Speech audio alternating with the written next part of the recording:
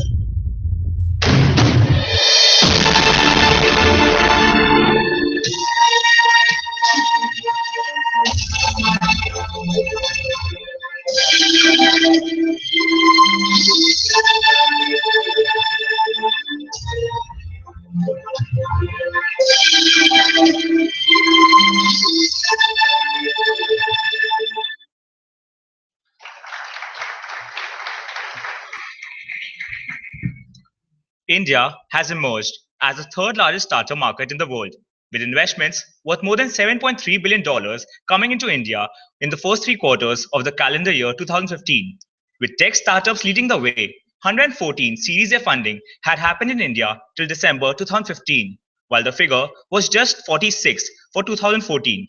In 2014, there were 380 rounds of funding that happened, while the figure more than doubled by December last year. Startup India, Stand Up India was the call made by our Honorable Prime Minister Shri Narendra Modi on the 68th Independence Day 2015. The central government is expected to come out with a blueprint of this action plan on 16th of January to promote the startups in India, where Uber founder Travis Kalanick is expected to be present along with Nikesh Arora of SoftBank. We are the youngest startup country in the world, with the average of age of the founders being less than 35 years. And we believe that many of us intend to have startups of our own. Thus, the theme for this year's Finance Conclave is Funding Startups, a real or imaginary pot of gold. We would like to remind the audience that there are a lot of exciting prizes to be won, for which one has to be active on Twitter and use the hashtag SBAC is here along with hashtag SPJIMR for them to be eligible for these prizes. So be active and win. However, we request you to put your phone on silent for the length of the event. We would now like to welcome our esteemed panelists. I would like to request our fellow committee members, Palak and Harsh, to present the bouquet to our guests, beginning with the keynote speaker, Mr. Mangesh Pathak, partner, Ambit Pragma Advisors LLP. We welcome you, sir. Mr. Nimish C. Shah, co-founder, vice chairman, and managing director at Fortune Financials and Equities Private Limited. Welcome, sir. Mr. S. Manikan, founder, MD, and CEO of Bridgelink Advisors Private Limited, former president, ICICI Venture. A very warm welcome to you, sir. Mr. Paul Manhausen, vice president, data at housing.com. We welcome you, sir. Mr. Vishal Parekh, CFO, India and Global Operations Centers, Thomson Reuters. Welcome, sir. Professor Prem Chandrani, Chairperson, International Relations, Head of Department, Finance, SPJIMR.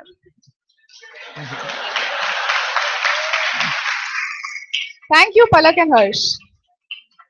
We now call upon Professor Prem Chandrani, Chairperson, International Relations, and Head of Department Finance, to come on stage and introduce the theme to the House.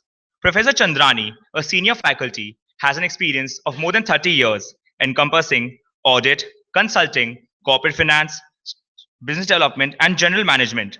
His areas of interest are business policy, corporate financing, and accounting. Thus, we can expect a lot of valuable insights on the topic from him. Sir, the stage is all yours.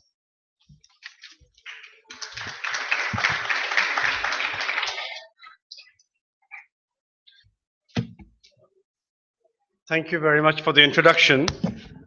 And I already feel much younger because the 30 years they talked about was in industry and I have more than 10 years in academia. So the 10 years was cut off anyway. Thank you very much.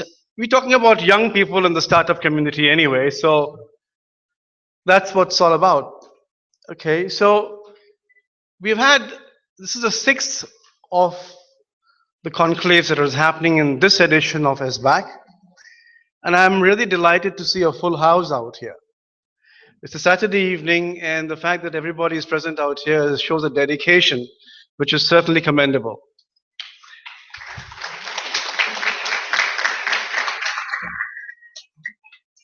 Right.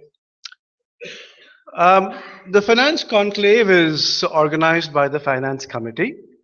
They have worked very hard behind the scenes. We have seen only two of them present out here at the moment, or a few who presented bouquets to us, but there are more who are still working behind the scenes. So let's give a round of applause for them as well.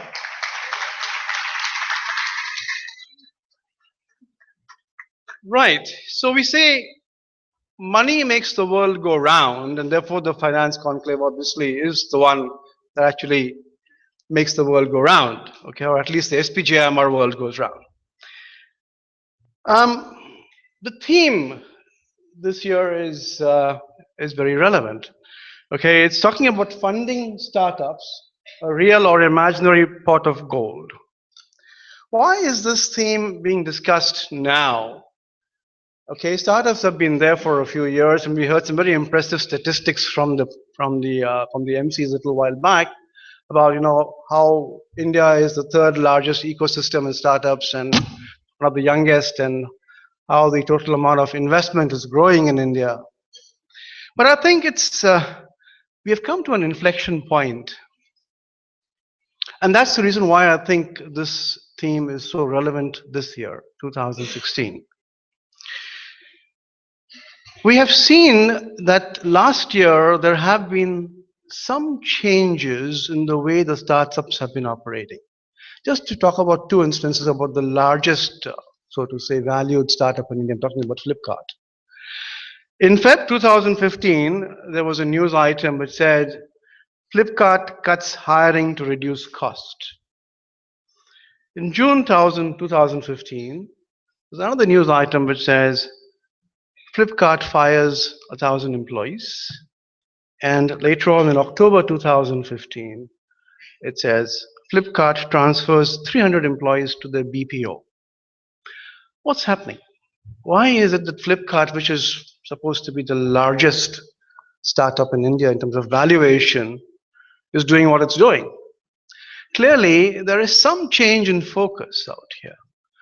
And the change in focus perhaps is that it's not just enough to be big. Somewhere behind the mind, there's a thought that we also have to be profitable. Okay? And only if you're profitable would the investors at the end of the day get a pot of gold. Otherwise, that will only be a distant dream. So are we going to see a change? Are we going to see things happening differently this year and the next few years to come as far as the startup ecosystem is concerned? And those are the questions, or one of the questions which I'm sure which will be addressed by the keynote speaker and the panel which comes onto the stage later. We're talking about funding and we're talking about the pot of gold. We are talking about two things, isn't it? One, we're talking about investments. That's the funding part. And along with investments, the obvious area that is conjoined to it, connected to that, is valuation, because valuation and investments go hand in hand. And when we're talking about the pot of gold, we're looking at returns. Okay, because that's when you actually get the gold pot. Okay, so if we start looking at it from these two angles, I'm going to spend some time talking about these two elements actually, just to set the stage. And I'm sure our esteemed keynote speaker and the panelists will obviously bring a lot of value later and suggestions and ideas on what may happen in this ecosystem, in this industry. So looking at investments to start with, a lot of investment is coming into India, and we may wonder why. Of course, clearly investors are seeing an opportunity out here. India is a very large country, 1.3 now, I believe, billion people. They're expecting it to have a lot of purchasing power. As far as digital is concerned, India is growing rapidly in that space. Internet penetration is fairly high. I believe there are 300 million smartphones that have been sold in India. Statistics. Just go on to pray that India is going to be a big market. Okay, so on the other hand, the investments in the West seem to be kind of a bit of drying up. Not too much return is being expected. Not too many new startups are coming in there, and therefore, because the rate of investment out there is low, we are looking forward to seeing new markets. Perhaps India offers that opportunity. China should offer the opportunity, perhaps, but China is a very controlled economy, and India is a free economy, and investors would like to come to a place where they believe there is a lot more freedom. In China, there are a lot of Chinese investors, no doubt. Okay, the other thing is the fear of missing out, the FOMO. Should we be there, or if we don't go there now, will we miss out?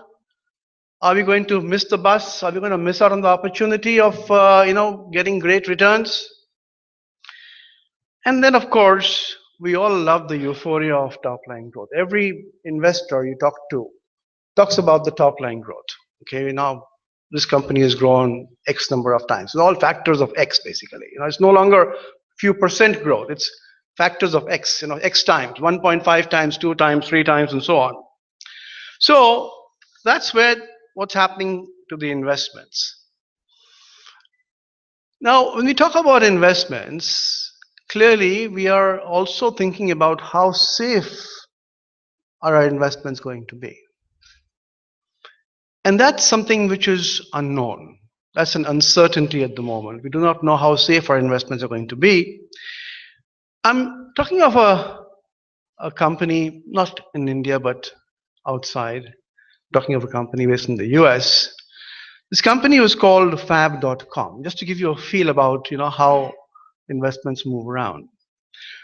This company was launched in 2011, okay, and within 4 months, they got about 1 million members. Okay, people were subscribing to them and buying their products. And they were able to get these members, 1 million members in 4 months, which is faster than Facebook or Twitter or anybody else. Huge pull. In 18 months, they had 10 million members. So growth of 10 times in 18 months. As I was saying, we're talking about factors, we're not talking about percentage growth. Okay? Because they were growing so rapidly, they acquired companies in Germany and the UK as well. And they were valued at $1 billion in 2011, 18 months after they were launched. And they got series of fundings. Funding doesn't come at one go. We all know that. It starts with seed fund and angel fund, and then of course you have PE funds coming in later. So they had a series of fundings starting with $8 million, going to 40, then 51, then 105, and then more. And they got a funding of total $335 million in 4 years. And then suddenly, the funding stopped. Why did the funding stop? Well, the investors were not seeing the return. They were wondering, when are we going to see our money back? And how are we going to see our money back? Okay.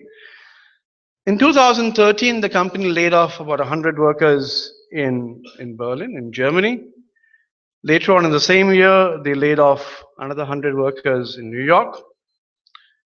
And in 2015, the company was sold for a mere $15 million. What was valued $1 billion got sold for $15 million. So you can start seeing that valuations that we talk about are very transient. Valuations change very, very rapidly. Okay? Why is that the case? How are companies being valued?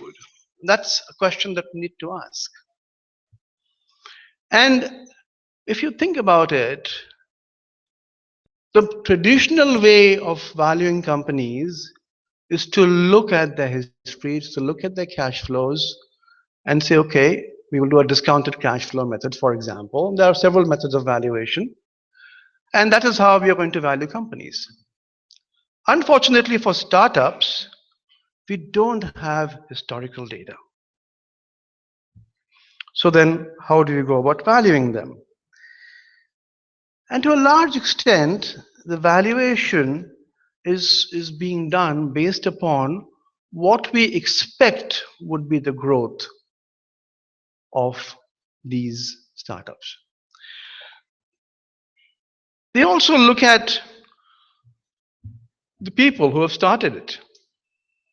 It's an organization. The startups basically, it's very difficult to value the products and the services by themselves because we do not know what the future holds actually. But we believe that what we can do is trust the people who started the company, who started the startup basically. Because they have a track record. And because they have a track record, we expect that they would bring in success. But is that guaranteed? Let's take an Indian example. There was a company called Dazo. I'm not sure how many of you heard about Dazo. Okay. When Dazo was formed, not too long ago, the investors were really great. You know, they had the Google India MD as an investor, the Amazon India head of the country as an investor. There was a startup called Taxi for Sure, which got sold, as you know. The owners or the original founders of that were the investors. And this company was started by Shashank Singhal, who was the product head of Redbus, which is another successful startup, so to say. So everything seemed right, okay? And they began as an internet kitchen. So they had their own chefs, and they said, we start a kitchen, and we're going to provide food based upon the orders we get on the internet in Bangalore. Within a very short time, less than a year, they started facing difficulties. The issue really was about scaling up. How do you scale up an internet kitchen? It's difficult. You have chefs, but how many chefs can you have? And it's all about physical presence. So what they did was they added on another element and became a food aggregator. Say, okay, we not only provide our food, we'll also provide food from other restaurants, but under our brand, under our name. So they started doing that. And so they were supplying, so they started off on their own with their own chefs and started taking food from elsewhere and again selling it as their own. And the issue really was that they could not control quality and timeliness of delivery. And within a year, Dazo closed. So people, if you're going to value companies based upon people, that also is a dangerous situation to be in. We do not know how successful they're going to be, right? So, if you're looking at the number of failures in India, there are a huge number of them, okay? It's said that, we talked about some thousands of startups starting out here, but statistics show that 90% of them fail, because they die out very soon, okay? So I was just looking at a list of failures, and I found an impressive list out there. Companies like Dazo I talked about, then there's Spoonjoy and Langar and Order Snack, and then of course the Lenskart group, which had 3 startups called Jewelskart, Bagskart, Watchkart, TalentPad, Lumos, just to name a few. There are quite a few of them which actually got funding and died. Okay, so really speaking, if you're making an investment in a startup, you may not actually see any return or happening on that startup. So why do companies fail? There is this tendency for us to look at growth. And what happens is, to achieve the growth, we start burning cash.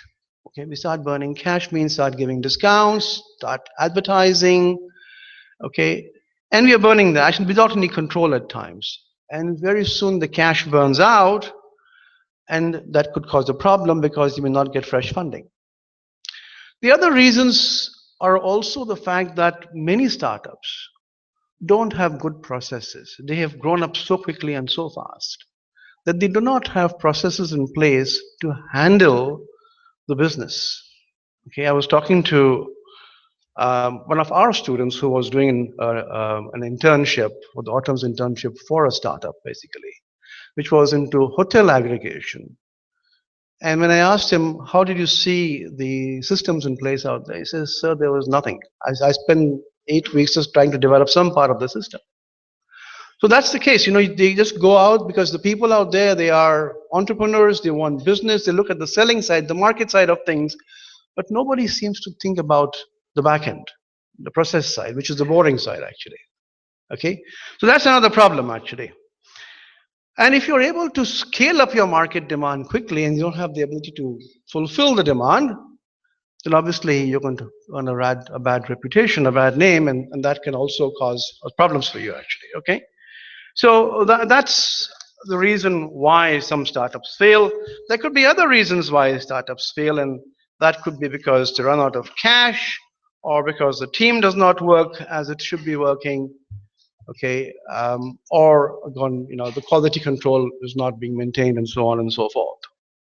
So really speaking, there are, as an investor, you have to obviously, to get your pot of gold, you have to make sure that the 10% that remain in which you have invested, and hopefully that 10% is common across all investors. Statistically, it should be so, but it may not be true in your case.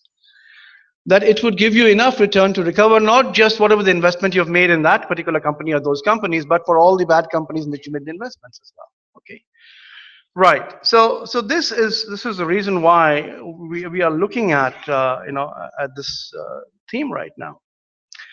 So the issue really is at this stage is that, are we going to see a continuation of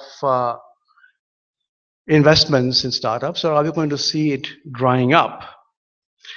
Okay, so there is a view currently that investments may dry up in some point in time, maybe as early as 2016, but we're going to wait and see. I'm sure our panelists would have a view on that as well. So my suggestion here was that, is it true that companies have difficulty in exiting because you only get your money when you exit actually? The answer is yes and no. In India, we haven't seen many exits as yet. In the US, of course, there have been some very bright exits. We know that Facebook did an IPO in 2012 and a valuation of 100 billion. And at that time, of course, Facebook's sales were only, revenue was 5 billion, so 20 times valuation. Okay, Google did an IPO in 2004 at $85 a share, which is about 23 billion.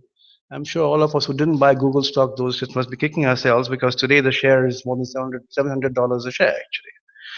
Okay, so what do we do? When do we know whether it's right to invest or not right to invest? How is the valuation being done? Is it as it is should be or not?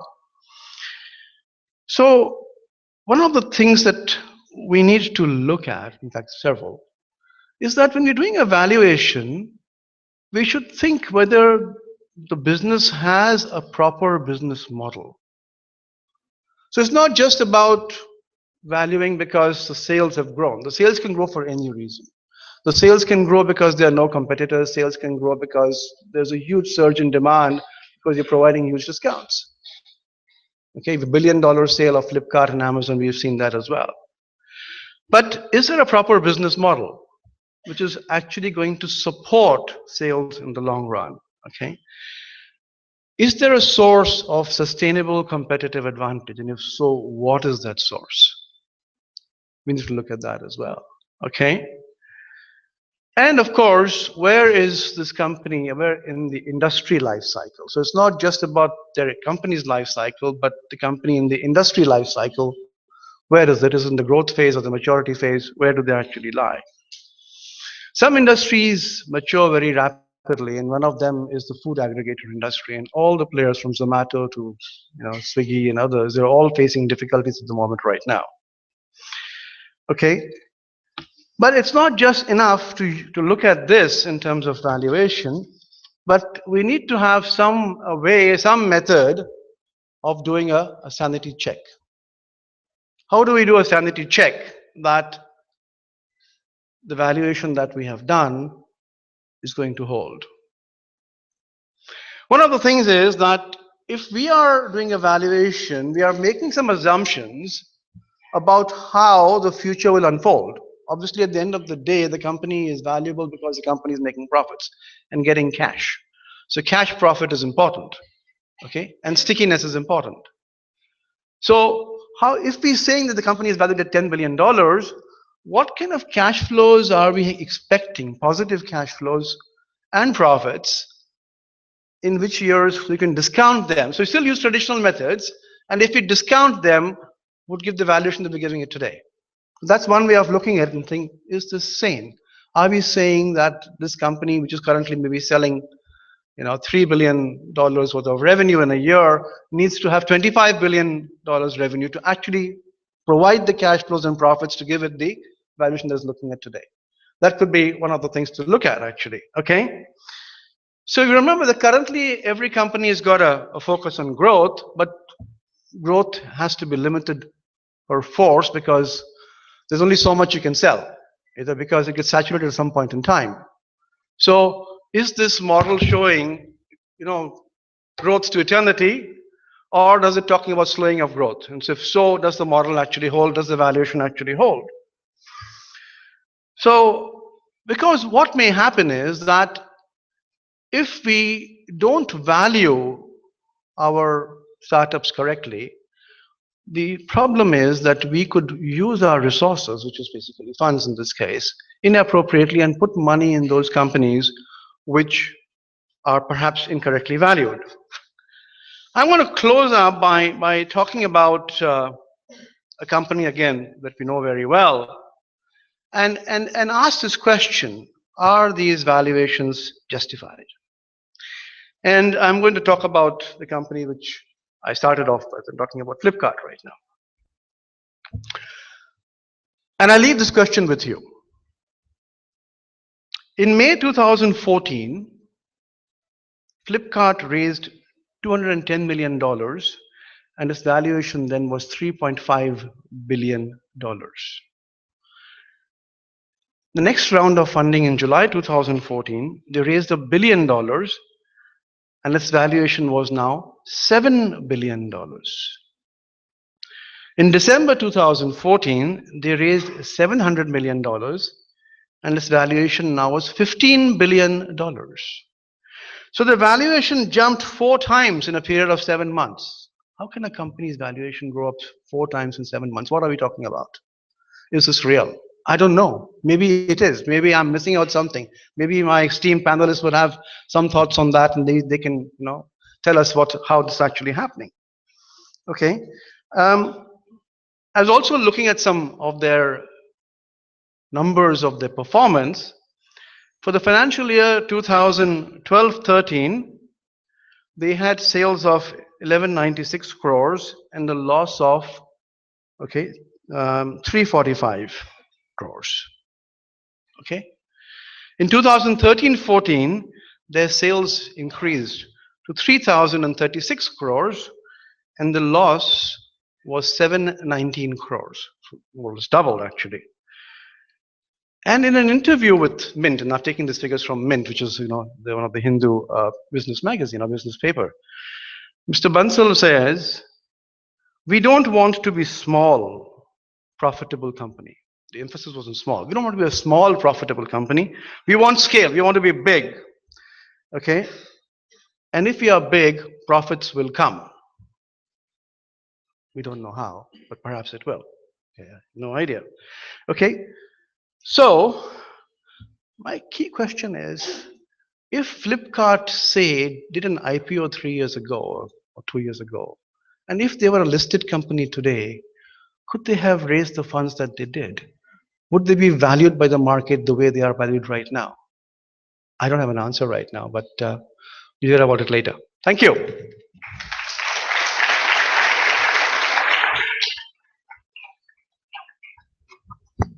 Thank you, sir. That truly demystified the topic for the evening. Startups is the hot topic in the current scenario, with everyone wanting to have their own startup or work for one. This can be inferred from the fact that most of the conclaves under the SBAC banner have a theme related to the startups. But these startups won't have the opportunity to expand their wings if they don't get any funding. To elaborate on this now, we invite on stage our first year students from PGTM to come and present their ideas on behalf of the student community at SPJIMR.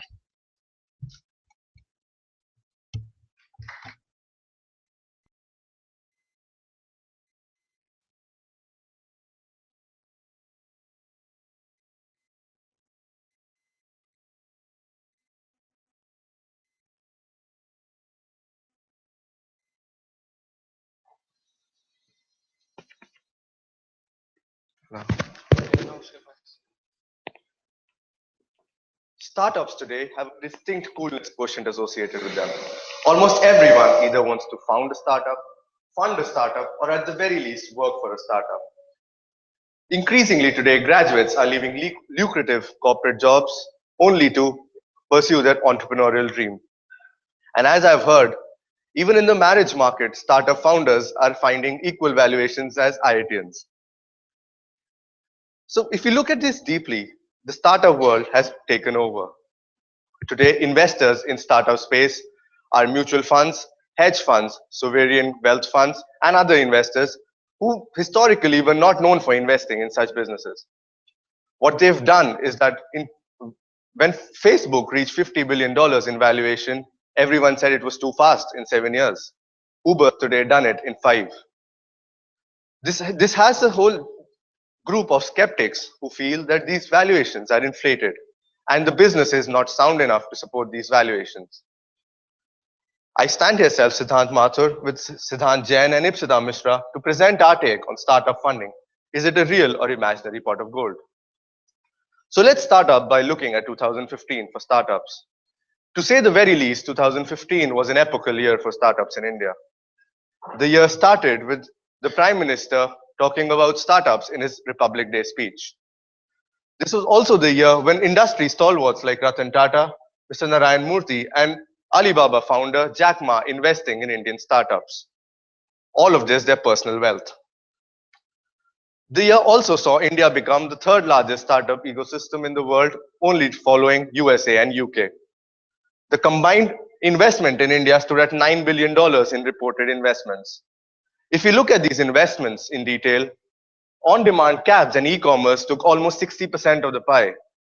And hence, e-commerce is still the most lucrative sector for investors in India. To understand these companies in detail, I like to talk about what I call the Panda 50 conundrum.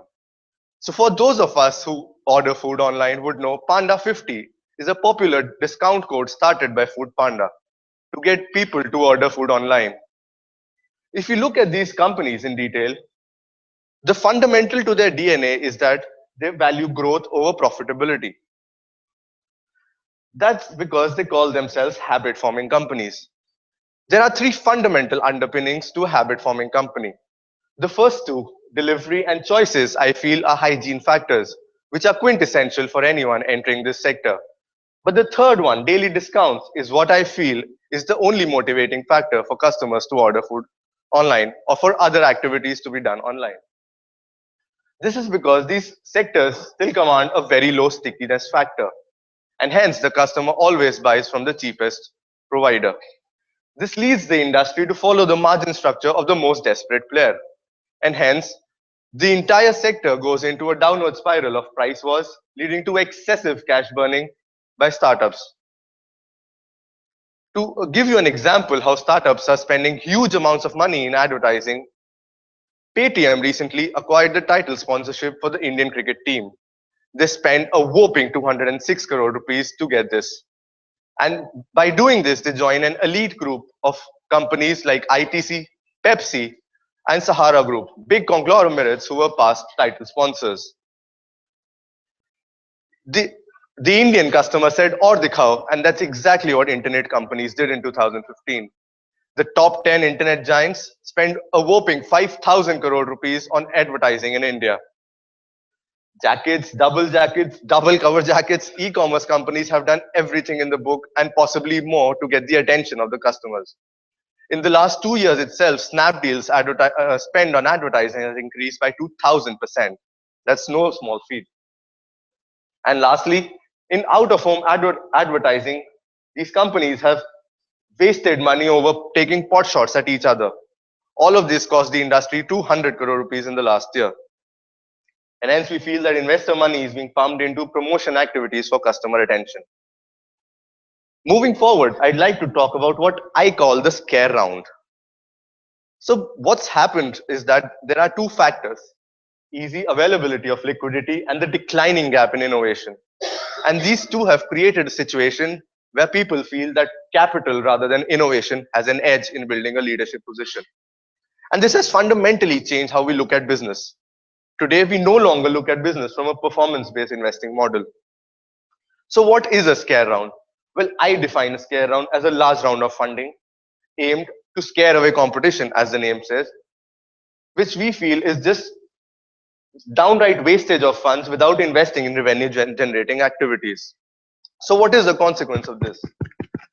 The founders need to generate more and more money to look after their day-to-day business needs while giving away minimum equity, and hence the valuations naturally need to rise. And hence we feel that they have no correlation with revenue. And hence the scare round complements overvaluation as crash burning takes precedence. Thank you, Siddhant. So right now, let's talk about valuation and GMV game, how this game really works. So in the e-commerce space, there's a statement which is very famously made, the GMV. So what GMV really is? GMV is basically gross merchandise value, the value of goods and services which are sold over internet without taking into consideration the margins, the discounts, or even the cancellations. Take this for an example. If I'm selling a product at rupees 100 over internet, my revenue from that product is rupees 100 and my GMV is rupees 100. If I'm selling that product at 50% discount, my revenue becomes 50, but my GMV is still 100. And God forbid if my customer plans to return the product, my revenue becomes 0, but my GMV is still rupees 100. What we're trying to say using this example is GMV and revenue shows two very different pictures, and using GMV to show the performance of a company is not the best metric. Take this fact for an example. At the time of its IPO, Alibaba's GMV was around $245 billion. But when the investors tried to dig into the revenue numbers of Alibaba, their revenue was only $5 billion. Clearly, GMV is not the perfect metric to take into account how a company is performing. But as of now in India, the e-commerce firms are valued as a multiple of their GMV. So let's see how that thing works. If you see the chart, this chart is basically valuation by GMV ratio, showing valuation as a multiple of GMV. We have taken Snapdeal and Flipkart as examples. So if you see financial year 2012, Snapdeal was valued at 19.47 times their GMV. This high number indicates the speculative future earnings that the investor were expecting, and this expectation was really high. But over the time, this number came down drastically, and in financial year 15, this number was 1.43 and 3.34 for Snapdeal and Flipkart respectively. So what are these numbers showing? These numbers are basically showing that markets for these sectors are actually maturing and the growth going forward would be stabilizing.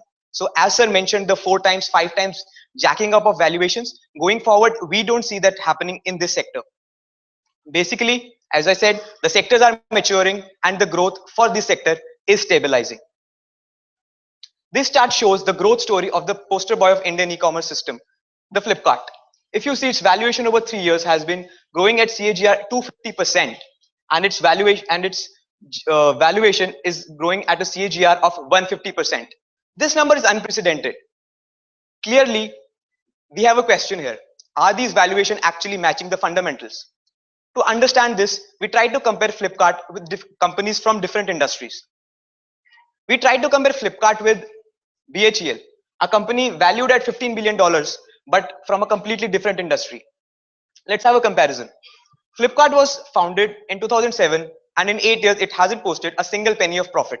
In fact, in 2015, its losses were around 2,000 crores, which essentially means a loss of 2.3 for every 1 rupee spent. Still, it has raised funding in the tune of 14 to 15,000 crores. Take BHEL for example. It's a 50-year-old company which is posting profit for last 40 years. Their assets are worth more than 35,000 crores. And in past 5 years, their cumulative profits have been more than 27,500 crores. We believe this is what it takes to reach a valuation of $15 billion. Clearly, valuations are rising faster than the fundamentals. Let's try another comparison. Let's compare Flipkart with Future Group, its offline counterpart. Its physical assets. Flipkart's physical assets have been 6 warehouses and 0 stores. On the other hand, Future Group have more than 400 stores in over 100 countries. If we talk about profitability, last year Flipkart posted profit margins negative 19%. On the other hand, Future Group have profit margins of 1%. If we talk about absolute numbers, Flipkart's loss in 2015 was $300 million. On the other hand, Future Group posted profit of $200 million. Still, a valuation for Flipkart for $15 billion and a valuation for Future Group of only $3 billion. Clearly, in the fight for growth, profit seems to have taken a backseat for these startups. So, if we see the startup ecosystem from a macro perspective, what we are seeing is that most of the startups are focusing on short-term strategies of advertising and short-term strategies of cash burning using advertising and discounts. Because of this, what is happening is investor capital has become the only source of competitive advantages. Talk about valuations. Valuations are getting jacked up using performance metrics like GMV, which are essentially questionable. And there are no profitability numbers to support these valuations. Clearly, overvaluations of business fundamentals. Taking all these factors, we have a very fundamental questions in front of all of us. Is Indian startup space an imaginary pot of gold? Or is there a real pot out there? I'd like to call Ipshita Mishra now.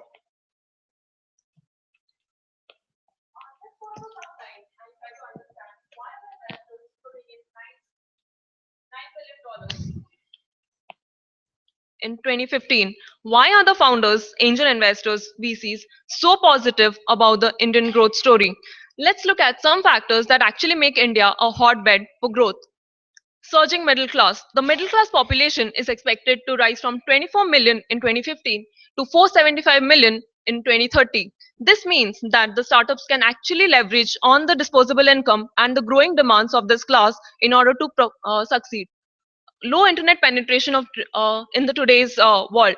345 million is what the internet connected connections are in India, which is expected to grow at 600 million and at a growth rate of 70%. Since all the startups are mostly in the online space, even expected in the future, hence internet penetration growth is expected to give a boost to the startups. Coming to the fastest growing world economy, according to World Bank reports, 7.9% is what India is expected to grow over the next 2 years, which will make India the fastest growing economy. This means that the macroeconomic condition is bright enough for the startups to succeed, and this gives investors a good confidence in the startups. Strong demographic dividend.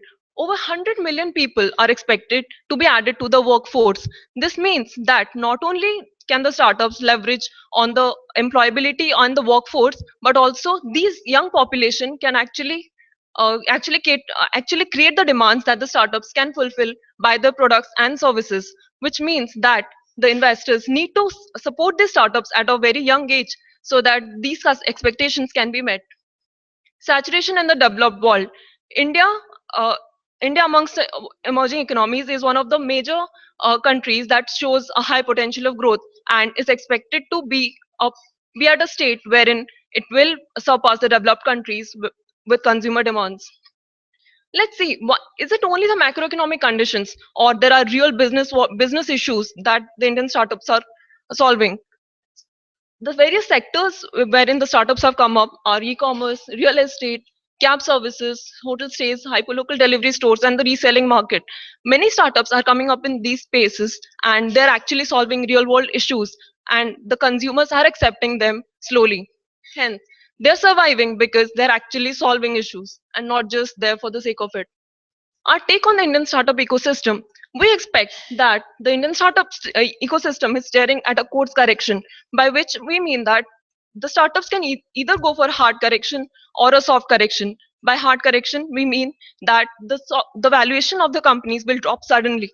Like Sir gave an example of Apps.com. It was burning cash at the rate of $12 million per month, and its valuation dropped from $1 billion to $15 million in mere 4 months. We call these startups imaginary pots of gold because it will not be able to sustain the pace of growth at which is growing, and the business models are not proven. The soft correction that will happen in some of the startups are those wherein the business models are proven but the fundamentals are still not in line with the valuation, and hence those startups will become the real pots of gold. In conclusion, we say that the Indian startup space has actually potential to become a real uh, pot of gold, but the valuations need to be in line with the fundamentals for them to succeed. Thank you.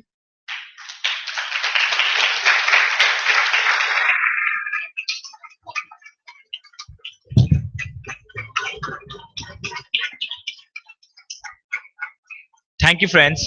I now take immense pleasure in introducing to you our keynote speaker for the evening, Mr. Mangesh Pathak, who is an alum of SPJIMR. He is a founding partner of Ambit Pragma, a fund with specific focus on offering growth capital to the markets in select industry verticals. In his 20-year career, Mr. Pathak has worked with companies like Asian Paints, Reliance Infocom, and GSK Pharmaceuticals in various supply chain roles before co-founding Ambit Pragma, where he leads the investment in the logistics sector of the fund. Please welcome Mr. Mangesh Pathak.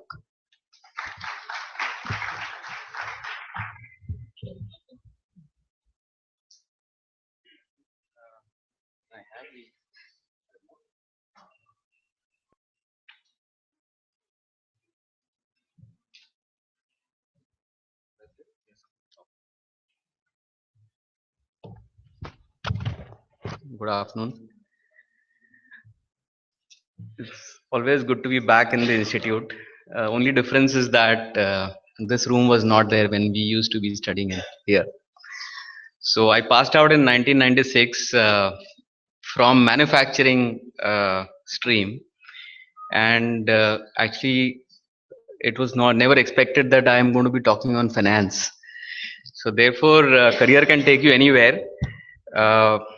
You may have whatever plans.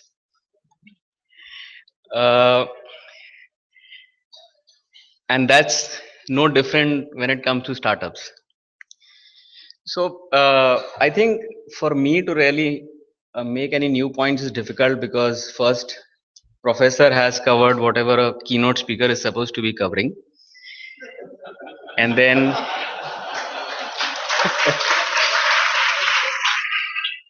and compliments to Siddharth, Siddhant, Ipshita. Is that right? Okay. I think phenomenal presentation. Your understanding of this ecosystem at that stage of life is something which is very mature. So compliments to you. I would like to start by thanking the faculty members, Professor Chandrani, Dr. Verma, and Atul Sethi, who specifically invited me to be here. In addition to that, the organizing committee of SBAC, I guess you guys are here, to give me an opportunity to come and speak to industry colleagues as well as students of a management institute, which is among the top management institutes of the country. So I'm privileged to be here. Before I start, I just want to make a disclaimer.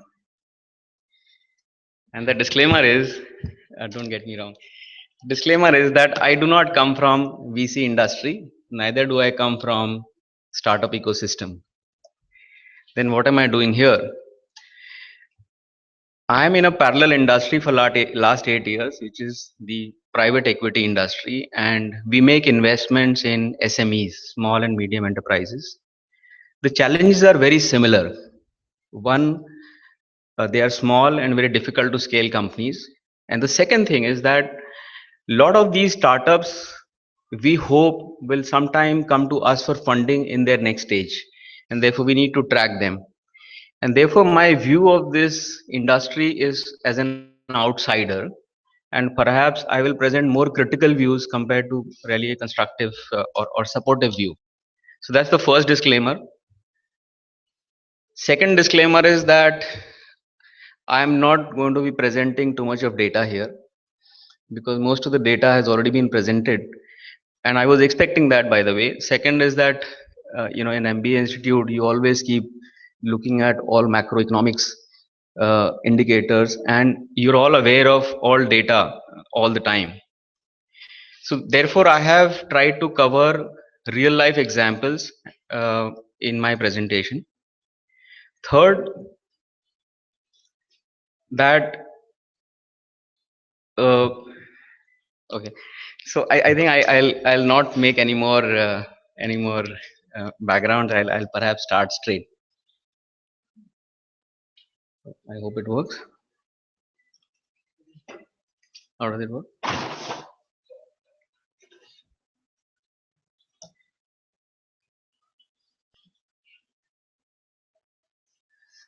So this presentation is essentially not really answering any questions. This is trying to raise more questions, because there is an expert panel which is going to be having a panel discussion after this, and therefore if you have any queries from this presentation, please reserve all those queries so that you can ask them to the experts.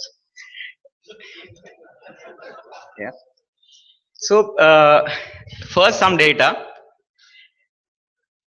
I would like to first present US, because there is data available. Now this is the data which says that if you see, the trend is only going upwards. That means there are more and more companies and more funding happening in the startup ecosystem. So whatever we may say, the fact is that investors still believe that there is potential in this startup ecosystem and there is investment which is required. Quickly, if you look at exits, if you see, exits have also been going up. Largely the trend has been upwards, and therefore investors believe that exits are still a possibility, and therefore there is nothing wrong in making further investments in the industry.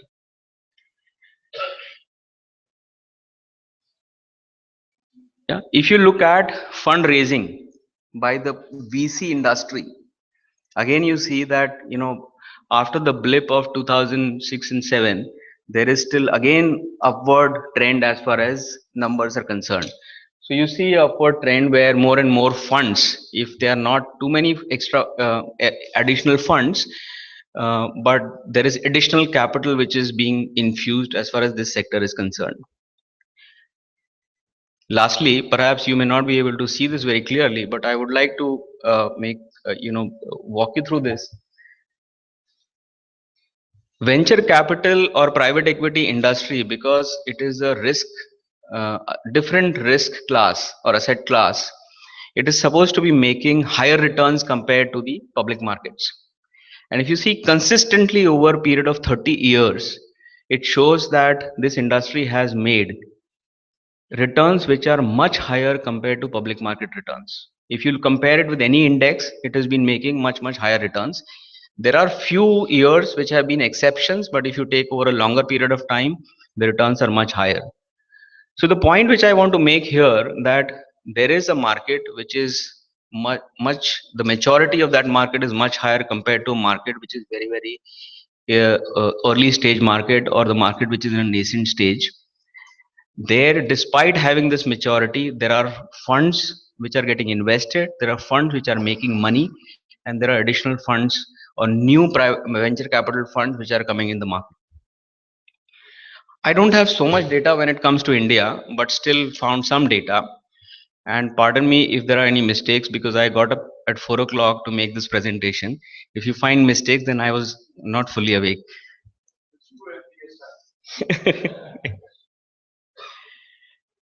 So again, here you see that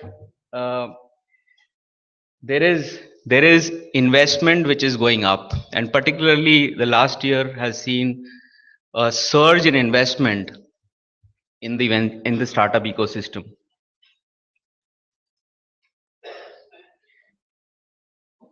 Look at exits. Over a period of 2004 to 2011, I couldn't get data after that. You see that there are funds which have made returns here, and what it indicates here that if a fund has made 2 to 4x, meaning if 1 rupee was invested, they have been able to take out between 2 rupees to 4 rupees. So that means if you see most of is this a pointer?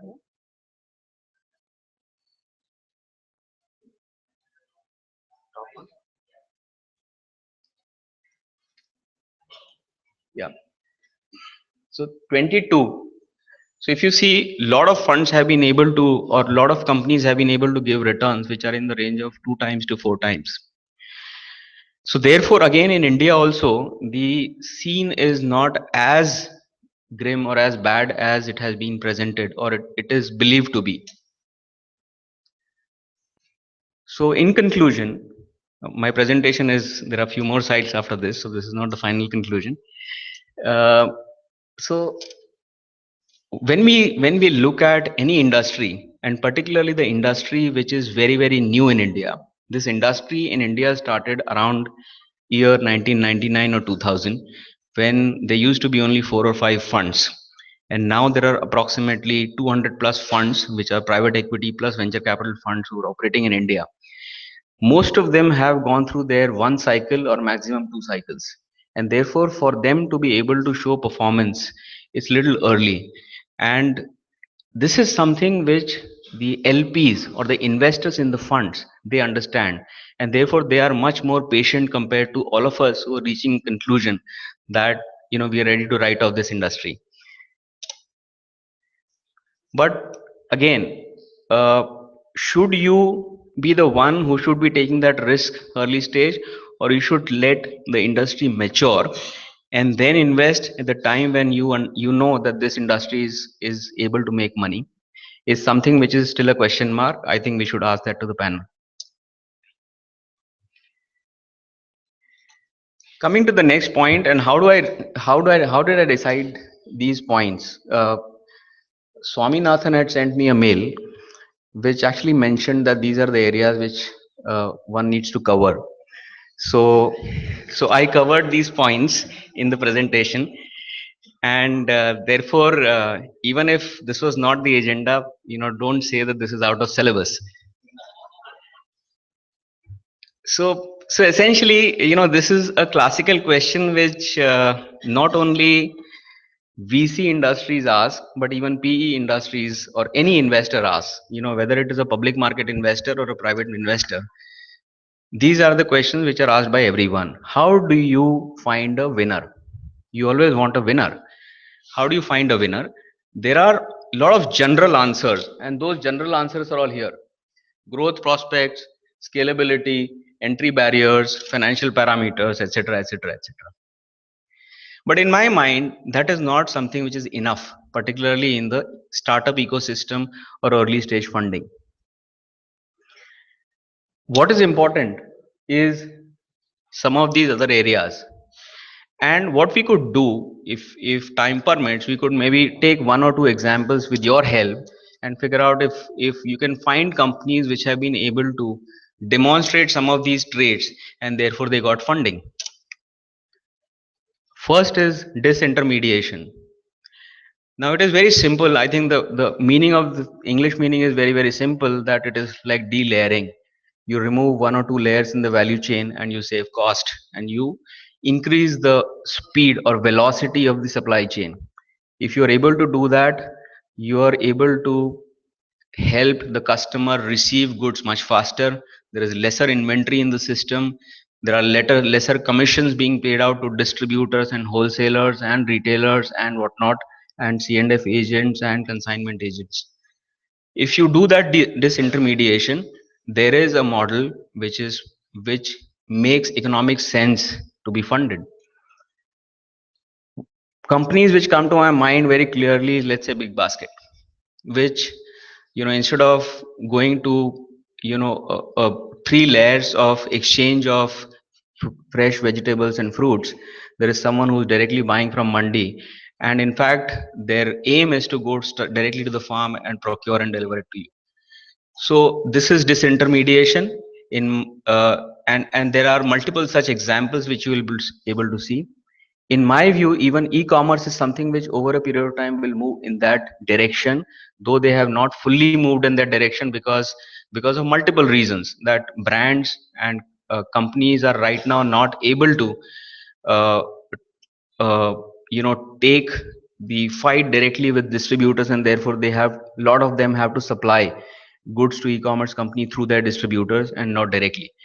But it's a matter of time, particularly in the pharma industry, where they will be able to supply directly to the retail chains. Excess capacity monetization. Now this is something which in fact I had to think very hard as to what examples can we take here. And in fact, in my view, almost every company falls here in this category. All of us have heard a company called Airbnb, right? So there is a house which is available for someone to monetize, which is excess capacity, and there is a tourist who wants to stay. The issue was that this excess capacity was not visible, and there was no one ready to do this matchmaking. Once you found someone who is ready to do the matchmaking, this is suddenly you saw that industry is born. But then again you take parallels. It is not something new. You do the same thing when it comes to airlines, where you book a ticket, where what is happening directly you are able to see a capacity, whether it is airline ticket, whether it is railway ticket, or whether it is hotel room. So why is it that it was not something which did not happen earlier in case of Airbnb, or someone didn't do it before Airbnb? Let's take another example. Let's take an example closer to our heart, which is Uber and Ola. What is happening? There is someone who has excess capacity. The vehicle owner has excess capacity in terms of time. He runs his vehicle maybe 2 hours, 3 hours a day. Remaining 8 hours his vehicle is free. He has excess capacity. There is someone who has to find a customer for this excess capacity by making this capacity transparently available to a potential buyer. I was recently in Nagpur and I had to attend a wedding. Midnight, I needed a cab and I just took a chance to book Ola, and I got a Ola. I had to pay 3 times. But the fact is that midnight I got a cab to go back home. So there was someone who was waiting 3 kilometers away from me in the past before Ola or Uber. I couldn't see that person. So he lost business and I was inconvenienced. So there is excess capacity utilization happening there. So you take any example and perhaps I'll be able to tell you. Let's take Practo. There is a doctor who's sitting, he has excess capacity, his time. He doesn't know how to monetize it. There is someone who has come and said, okay, I will find customers for you and book that slot for you. So what are these companies doing? They are not working on the cost side of the customers. They are working on the revenue side of their customers, where they're helping companies monetize the excess capacity. Do you see a rational, economic rationale in this business model? All of us, perhaps, yes, right? Let's look at some other model. Now, disruption is something which is not new. We have all seen disruption and we have not realized that the disruption has already happened. 20-30 years back, the way we used to trade in the stock market was completely different.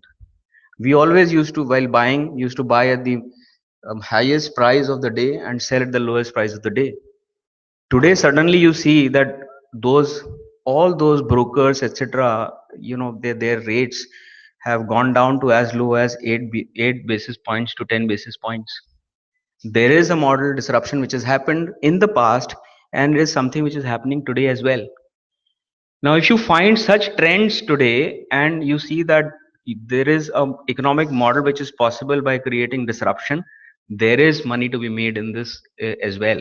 So when you ask a question as to which companies do you want to fund, is it doing disintermediation? Is it something which is trying to monetize excess capacity? Is it something which is disruptive?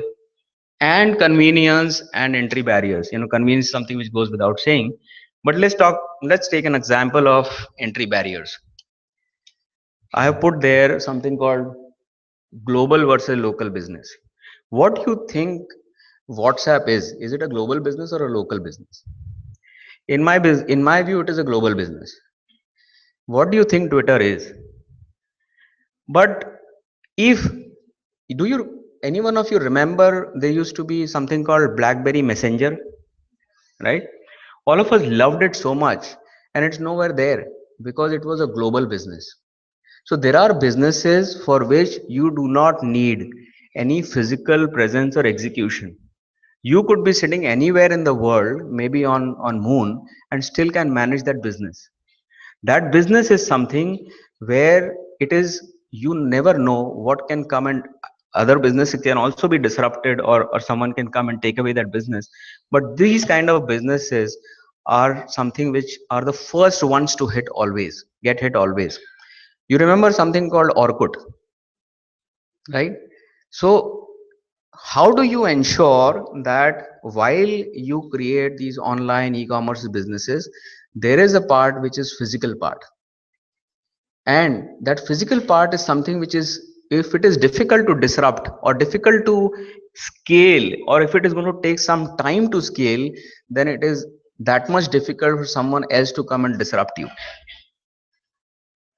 So if you find, for example, Uber and Ola, there is a physical side of it. There is a taxi, but still, I believe it is much easier to disrupt a Uber compared to someone like Big Basket, because there is a value chain being built. Whereas in case of Uber or Ola, tomorrow if there is a better app which says I will not deduct 15%, but I'll deduct 5%, all these taxi owners who own their taxis will move to the new app. It hardly takes any time. Though there is a brand value to it, all of us love the service and therefore we'll continue to be there, but there are some value conscious customers who will go there. So we need to figure out if there is a model, and in fact China now is seeing a lot of surge in investment as far as O2O commerce is concerned, which is online to offline. You can find online to offline.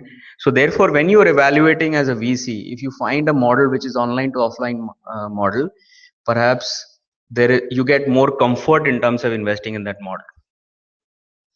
I will not talk about the traditional matrix because that's something which goes without saying. If not immediately, you always want to have future profits, if not in the past. What's also important is that business alone is not enough. So the question which was asked by Swaminathan is that how do you find, or how do you invest? How do you take decisions to invest? If you look at only business model, then it's a recipe for disaster. Most important thing as per the experience, particularly I can talk about our fund, is you need to give more importance to the promoter or the entrepreneur who's running the business compared to the business model. Business models are something which you start with one business model, you end up with another business model. I think 90% of the businesses are like that. But who's able to transition that from one model to another model? It's the entrepreneur. So entrepreneur's capability of pivoting a company and moving around the other elements, it moves the business model in a different direction depending on the experiences, is something which is very, very critical. So this is a human element of investing. In fact, now in investing also there are a lot of this robotic investments which is started. So sometimes we believe that we are protected because we have to look at the robots. Perhaps will not be able to assess them. There is another thing which I want to highlight here. Yesterday, day before yesterday, someone called me. This person had incubated a business around 8 months back, and the progress was such that in next 6 months or so they were going to launch their the business, and the first revenue was expected by March this year sometime. These were two partners. They have known each other for 20 years, and the reason why this person called me saying that that partner has quit and he has joined another job.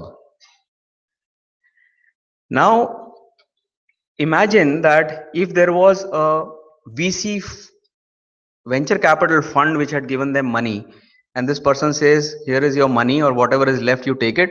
I'm going because I got a job with Infosys. This is something which is is something which very difficult to predict as to who will behave in what manner, because all of us have our EMIs to pay, our fees of children to pay, etc., etc., and therefore there is a limit to which you can say that I'll not take salary and I'll bootstrap this business. But for the investor, this is something which is very, very critical. So one of the parameters to judge, and we try to judge, I'm not sure whether all of us are able to really say with certainty that this is we have any science around this, but this is a very, very critical parameter. Company, I think we have already discussed in terms of business model, in terms of team. So business model alone is not enough. Team is very, very important here, and the track record of the team. Yeah. Then the environment. I mentioned about Orkut, and there are, for example, now we talk about Paytm, but before I'm sure all of you know that Paytm is not the first one to really come out with the payment gateways and the wallets. There are other companies who came in much earlier, but perhaps they were much ahead of their times. So therefore, what you need to also be aware of as to what is happening in the environment. If your smartphone penetration is not sufficient, if you don't have a customer like Uber, then what do you do with that wallet on your mobile phone? And therefore, timing of that business model in an environment is as critical as the business model itself. And last, capital plus. When I'm saying plus, money is not enough. Along with money, if you see, most of the venture capital investors have themselves been either entrepreneurs, have worked in Valley, or some of them like Mr. Ratan Tata or Mr. Nandan Nilekani, they have their own experiences of running businesses and growing those businesses. So just the color of money is not green. If you get someone like them to mentor you and tell you at all the time, or you have a direct hotline saying that I have this problem, can you solve this problem, I want to connect with this person, can you connect me there, this is as critical as your business model. And particularly in India, things are not very straight. You need to be able to reach out to a lot of people while you are in the business, and it's not necessarily that you want to reach out to them, but you are in trouble because of someone else, therefore you need to reach out. So therefore, having the right investor is as critical as all the other key factors. I think there is a lot which has been talked here. I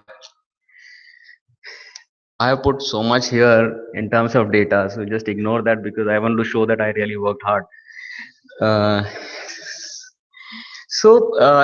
very limited point I want to make here, there is a lot of discussion which has already happened in terms of valuations. Now, if you see total capital being, how much is the total capital raised so far by Uber? Around $5 billion approximately, maybe $6 billion, right? So we may say that the valuation of this company is $62 billion. Forget about it. That's not important. What that is inter se between the promoters and different shareholders. Does it really matter to you?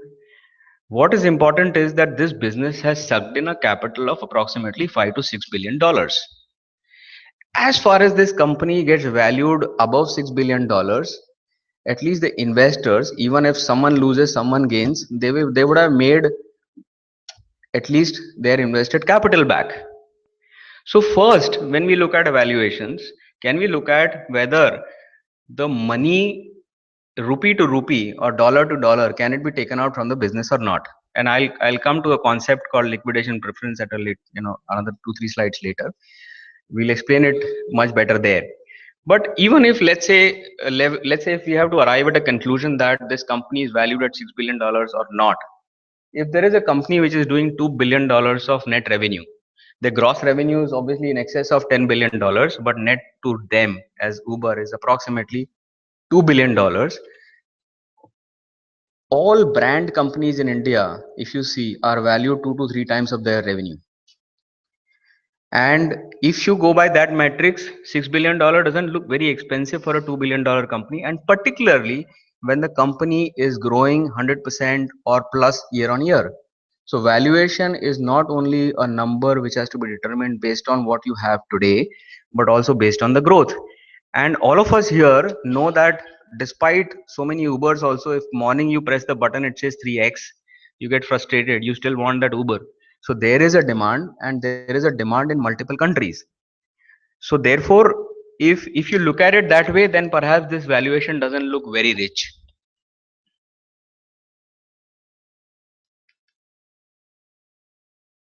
Let's look at another company closer to our geography. Delivery is a company which was incubated, I think, around 2011 or 12. It was to support the e-commerce distribution. So it's a logistics company delivering last mile to the customers. Now see, it has already raised so much of capital. Now if you add all the capital which it has raised, it could be perhaps $100 million, 120, $150 million. Now, last valuation was approximately 350 to 400 million dollars. So again, if you have raised 100 million dollars being valued at 350 million dollars, forget about 350, 400. Is this something which we can sell, or can an investor sell this company for 100, 150 million dollars? The revenue of this company is 200 crores, which is approximately 35 million dollars. Looks difficult. But let's look at the growth. Last year, this company was approximately 1/4 this size. And they are saying, I don't know whether it will happen or not, they are saying that they will grow by 3 times this year. So the moment you start growing at that rate, and then you start looking at a ratio of revenue to valuation, it again doesn't look very rich, but there are challenges here. The losses are much higher, and therefore this company, one, needs capital for growth, other, it needs capital for funding the losses. By spending money here, you can't get more customers, because this is B2B model, it's not B2C model. By spending money, you create network here. This is a backend network which you need to create to ensure that you reach as many pin codes as possible for you to be able to deliver as many customers. So their model is that once, if I am present in a pin code, and if I am serving, let's say, 10 deliveries a day from that pin code, the day that number of deliveries go to 100 from that particular pin code, my fixed cost is something which will there'll be operating leverage, and I'll be able to pay off that cost. So that's their model. Question mark, I don't know whether it will happen or not, but just why I said this, that don't look at only profitability, but look at the fund infused versus the revenues. There's another thing which is very important here. Let's say if I am a VC fund which wants to invest in a company in this delivery space because it's growing very fast, and we know that it is something which is going to become bigger and bigger and bigger. What choices do I have as an investor? 2 or 3 companies at best. Listed companies, Blue Dart, etc. There is hardly what exposure can you take? And therefore, what do? Do you infuse capital in a fresh startup and say, no, I will create a startup which will compete with delivery and e-com express? Perhaps not. You will say, let me take a bet here itself. Because there is a likelihood, and it always happens, top 2 or 3 companies survive and others fall by the way over a period of time. And I think if all of you remember or recall, 3 years back, like Flipkart, there were at least 20 companies, and very difficult to figure out who's going to be the winner. And a lot of them have fallen by the way. You don't even hear their names now. You don't know where they are.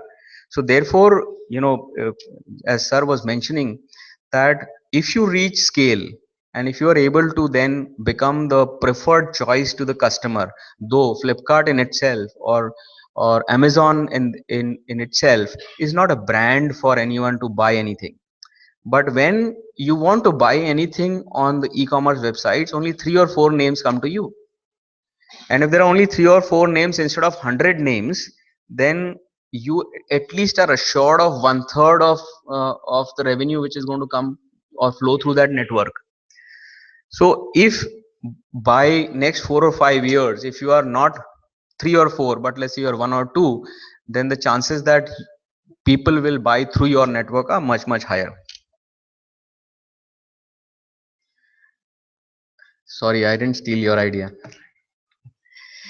So, I also realized that there are a lot of people who are talking about valuations and comparisons of brick and mortar companies with e-commerce companies.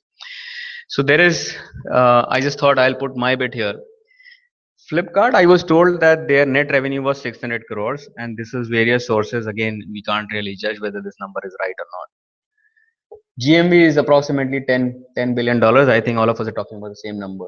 Reach is approximately 25 to 50 million people. So 5 crore people, and that's essentially the consuming class of India.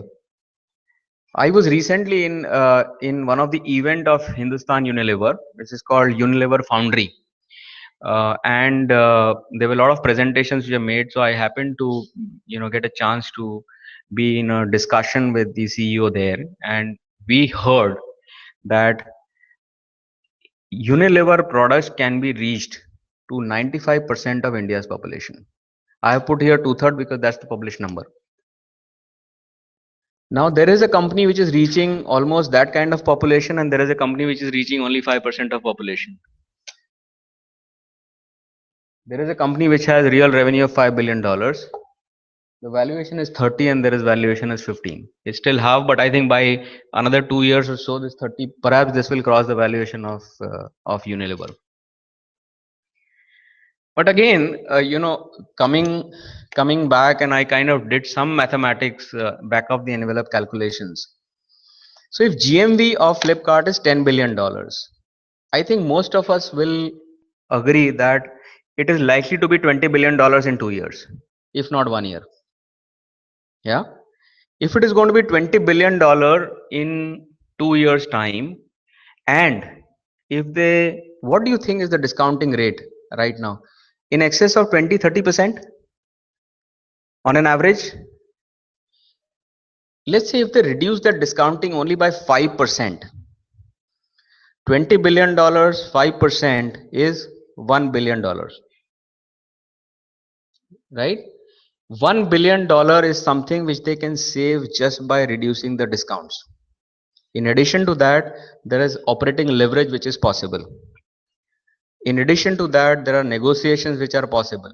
In addition to that, whatever, it's a fast growing company, and therefore costs are generally very high in fast growing companies. When you have that kind of leverage available to you and you are able to reduce your discount by 5%, you get additional $1 billion. Their loss is how much today? 2,000 crores is what you mentioned. 6,000 crores additional margin minus 2,000 crores of loss. Do you think it is possible to become profitable? See, I don't know, it's crystal ball gazing, but when you do some of these mathematics and you see that 5% is possible, and if you notice in last 5 or 6 months what is happening, you don't see too many of those jackets coming. You don't see those 5 crore jackets every day in Times of India. You don't see so many of discounts coming. Now, I also hear that therefore the growth has reduced. Reduction of growth and degrowth, these are two different things. It's perfectly fine not to grow at that pace if you are able to improve your margins. So if you ask me, my personal belief is that this company will become profitable. This is my personal belief. I may be wrong, and a lot of times VCs and PEs are wrong most of the time, and I'll explain why. On an average, 100 companies we get for investments, we make investments in one company. When you meet those 99 companies where you did not make investments, you invariably see all of them successful. And despite making that one investment, out of 10 investment, one fails for us. So therefore, we are very bad at making some of these predictions, but still I'm very confident that this prediction will come true. Again, this sir mentioned about FOMO. So I think again, if there is an investor who has to invest, where will you invest? Will you invest in another startup company in e-commerce space? You will invest in Flipkart, Snapdeal, or maybe 2 or 3 top companies. That's it, because you know that they have the best chance of surviving. There's no one else who is likely to survive.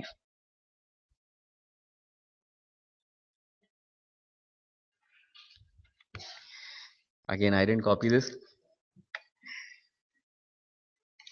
So valuation is valuation is never correct. Now, I'm saying this with a lot of responsibility.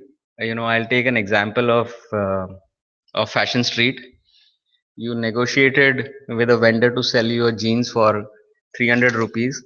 He agreed to pay. He agreed to give it to you. And after that, you thought that instead of 300, I should have offered him 250. Right? Same, whether it is seller or buyer.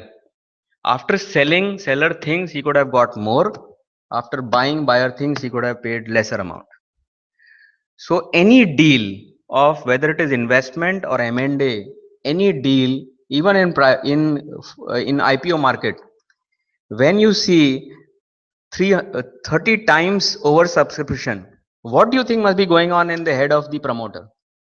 I could have charged more.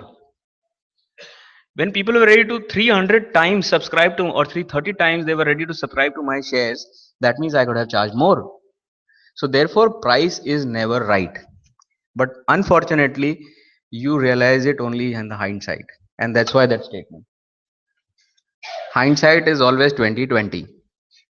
But coming to the point which I wanted to make is around liquidation preference.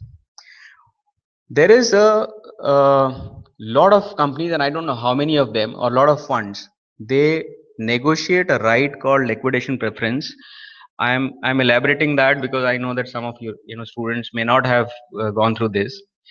The meaning of liquidation preference, if it says that one-time liquidation preference, meaning if the company gets liquidated or sold, or any such event which happens which means transfer of controlling rights to another investor, the investor who has liquidation preference gets that money out first. So if it is one time liquidation preference, so for example, if there is a company which is in my mind should have been valued at $100 million, but the promoter says no, you value me at $500 million, I said fair enough, I'll value at $500 million because I want to be inside your company. But for my investment of $100 million, I need 2x liquidation preference, meaning whenever your company gets sold, first for my $100 million, you pay me $200 million and remaining gets split in the ratio of shareholding. This is called participative liquidation preference. The moment you have liquidation preference, valuation has no meaning at all. So most of these valuations which you see here, which are astronomical valuations, investors are happy to invest because they get liquidation preference rights. The only thing in that case what you need to ensure, and therefore I touched upon that concept of don't look at valuation, look at invested capital. As long as you are able to recover the invested capital or little more out of your investment and you have a liquidation preference as an investor, there's a good chance that you will be able to recover your money and make a good IRR. So these are some of the models which are prevalent. And why is it that promoters are also happy giving it? Because they know that this is the best way to get the next round, which is higher round, higher valuation. So it's a win-win for both sides, and therefore this is something which is very prevalent practice. So unfortunately, Swaminathan didn't tell me this pot of gold is for whom. Yeah. So pot of gold could be for, I assume this is for VCs because I am part of that community. But it could be for the entrepreneur. And but lastly, what we have seen pot of gold for the consumers. You get cashbacks in your Paytm wallet, and you get cashbacks and cashbacks and cashbacks. So on a serious note, I think that we are judging this little too early.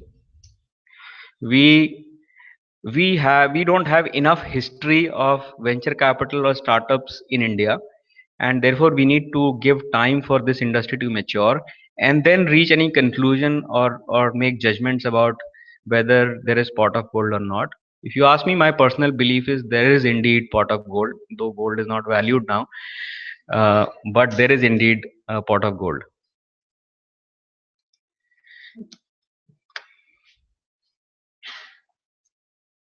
Thank you.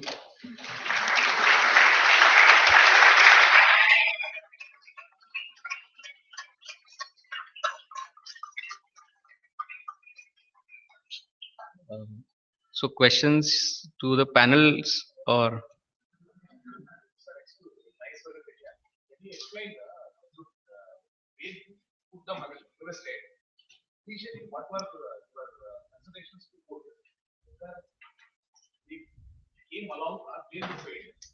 They came along? For investing some of the injects, initially what were your considerations? Because you told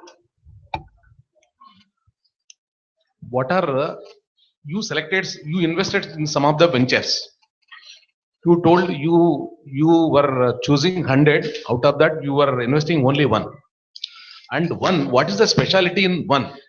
Whether that hold good at the up to the end. Yeah, sure. So I think these are all, I think I put all those issues, parameters there. But to answer your question very shortly, I think what is important is the clarity of thought in the mind of the entrepreneur. Because unless you're able to articulate very clearly as to what you want to do, you will struggle to move in the right direction. And therefore, maximum time is not really doesn't go in really evaluating business models, because our experience is that business models, you look at business models, normally they're not met even 30-40% of the times, and therefore that's not important.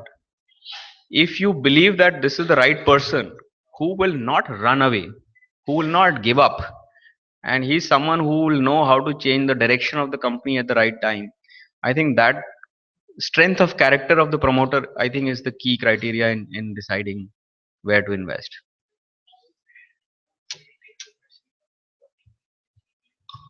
Sir, yes.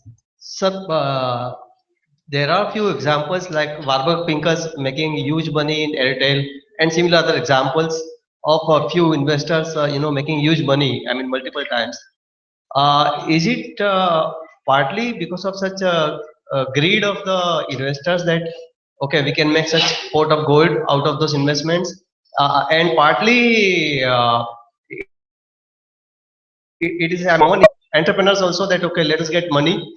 And the question is that once having got money in Series A or B, etc., what they think is that by getting higher valuation in the next round of funding is in the interest of both. So which is leading to, I mean, very hyperbole in valuations, probably not justified, or I mean, questions raised about justification, etc. So it is in the interest of both entrepreneur as well as investors to keep on getting higher and higher valuations, so that any new investor coming in, okay, the earlier investor is getting a higher value for his existing investment, and he puts in just a small amount for a next round of investments. So how does it actually work? I mean, in few cases only this happens, where they think it's a very hugely profitable company likely to be in future, like Flipkart, Snapdeal, etc. People wonder, I mean, how this kind of valuations are there, and there are probably 1,000 times of startups which are actually striving to get even reasonable amount of money at reasonable rate of return. So this is something dichotomy that, while there are so many people justifying, I mean, eligible to get money, maybe not as much as Snapdeal or Flipkart, but they are not getting funds. So something, system is such that, many deserving candidates are not getting money, even reasonable amount, but some people are getting huge money. So what could be the reason, I mean?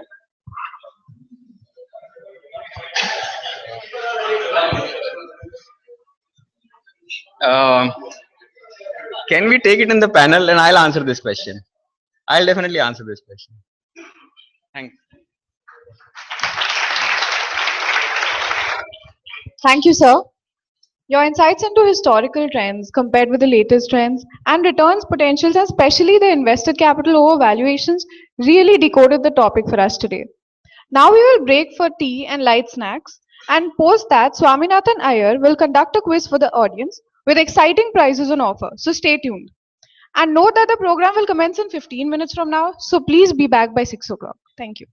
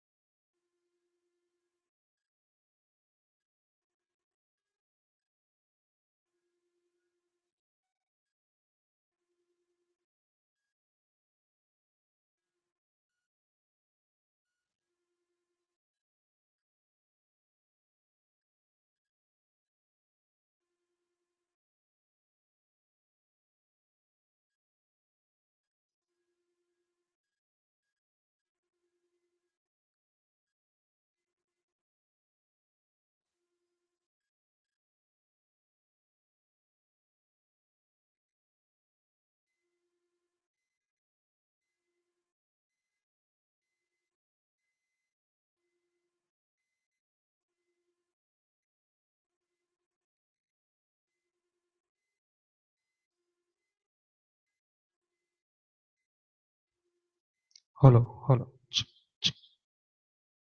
hello, hello,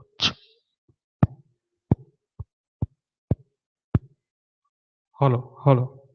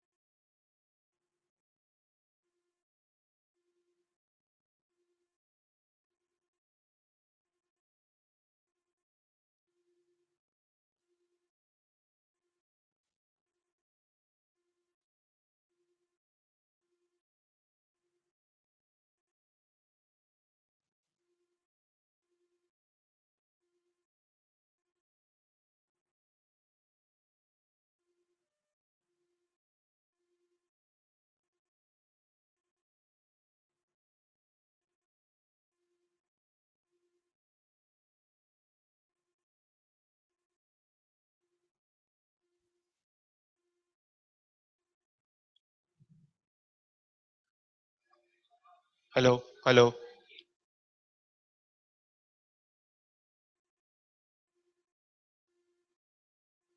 hello, hello, hello,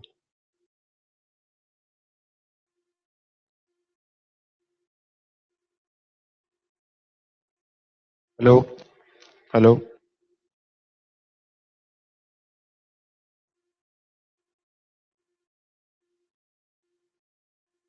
hello,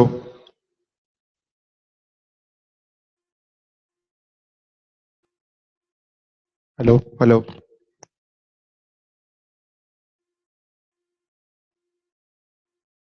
hello, hello.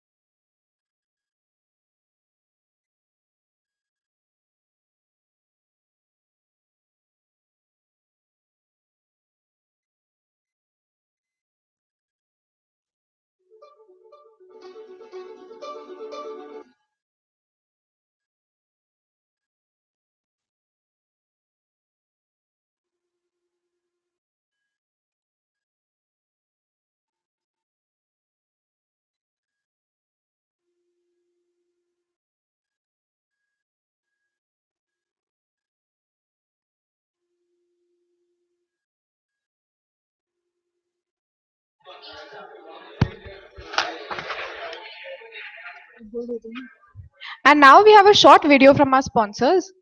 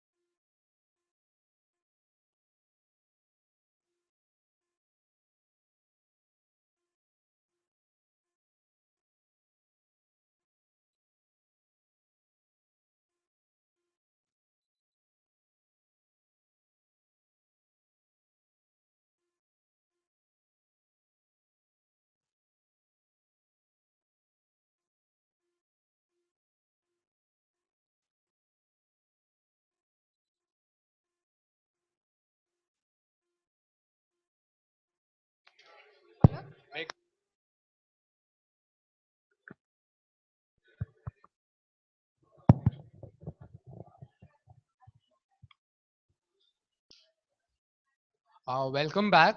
We have a short quiz for you all. We'll start with right now. Exciting goodies are on offer. My friends tell me that we have wireless mouses and headphones and earphones. So the process is very simple. I will choose the person who answers. Please do not shout out the answer or I get to take a headphone home with me. So I will choose the person. Volunteers would take the mic to that person and then I'll take answers. Okay. Question number 1. Ctrip.com International, launched in '99, is a leading travel service provider. Ctrip will invest $180 million in an Indian startup X. X also bought a 25% stake in Bangalore-based Simplotel. So it should tell you which area it deals with. I'd go with Rituraj. Is it Make My Trip? Make My Trip is correct. Gaurav will hand out a headphone to Rituraj. Going on with question 2. The future is here. A very relevant company taking on another big company. Whose logo? Okay, Kishan. Faraday Future. Faraday Future is correct. They were in the news for taking on Tesla Motors. They are coming up with new generation electric cars. I'll go with question number 3. A bit long and 3 goodies on offer for this question. You do not know anything. Why did you start the car division at all? We are doing you a favor by buying our car division. This was said by A to B in '99. The deal did not go through. B came back to do a big favor just 9 years later by taking over the American Giants marquee brand C&D. Okay, the question goes like this. One person gets a prize for A, one person for B, and one person for C&D. I'll choose who gets A. Okay, Deep. A Is Ford. is correct. Deep gets a prize. Can we have a round of applause for Deep? Okay, B.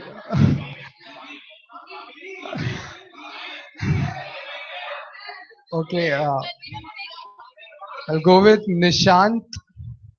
Or if we have any delegate going for it. Okay, we have a delegate going for it. Elon Musk. B is not Elon Musk, sir. Is there another delegate going for it? Is it Tata? Tata Motors is correct. B is Tata Motors. We have C and D. Okay. We have 2 delegates right there who've been okay. The C and D. Jaguar Land Rover. Correct. Jaguar and Land Rover is correct. So we would like to thank the delegates for participating in our finance conclave and winning prizes. It gives us that bit more motivation. The last question. Okay. ID. Okay, our panel is also here. Does anyone on the panel want to attempt this? Yes, sir. That's Nandan, I can see. Mr. Manikan gets it. But he's not participating. He gets the big one. Okay, thank you. That concludes our filler event for today. And it will be followed by the panel discussion. Thank you for participating.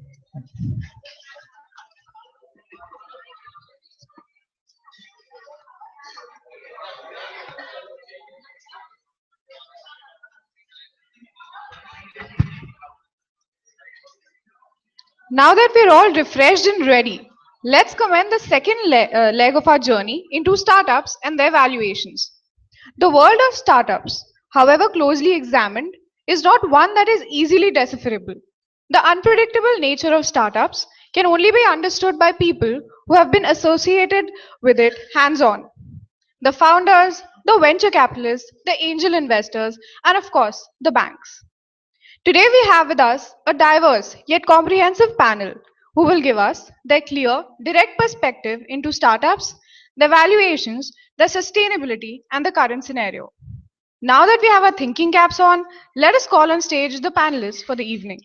Firstly, let's welcome on stage our moderator, Mr. Nimish Shah. Mr. Shah is a first-generation entrepreneur and has over 20 years of experience in Indian capital market.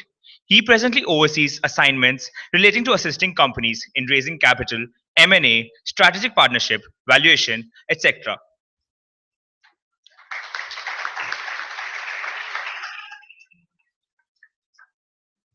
Mr. S. Manikan, who is the founder, MD, and CEO of Bridgelink Advisors Private Limited, a boutique financial and investment advisory services company.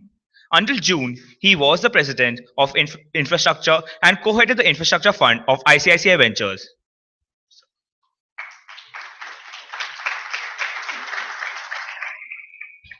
Now we invite Mr. Paul Venhausen, who manages the whole data team of housing.com and takes ownership of every project done in the team.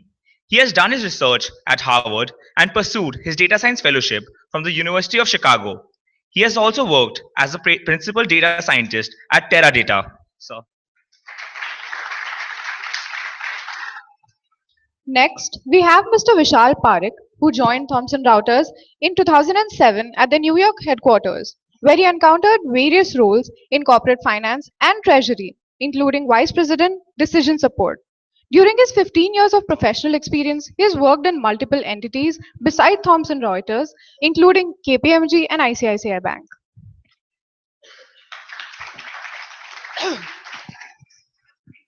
Next, we have our very own Dr. Prem Chandrani from SPJIMR. And last but not the least, the keynote speaker, Mr. Mangesh Pathak.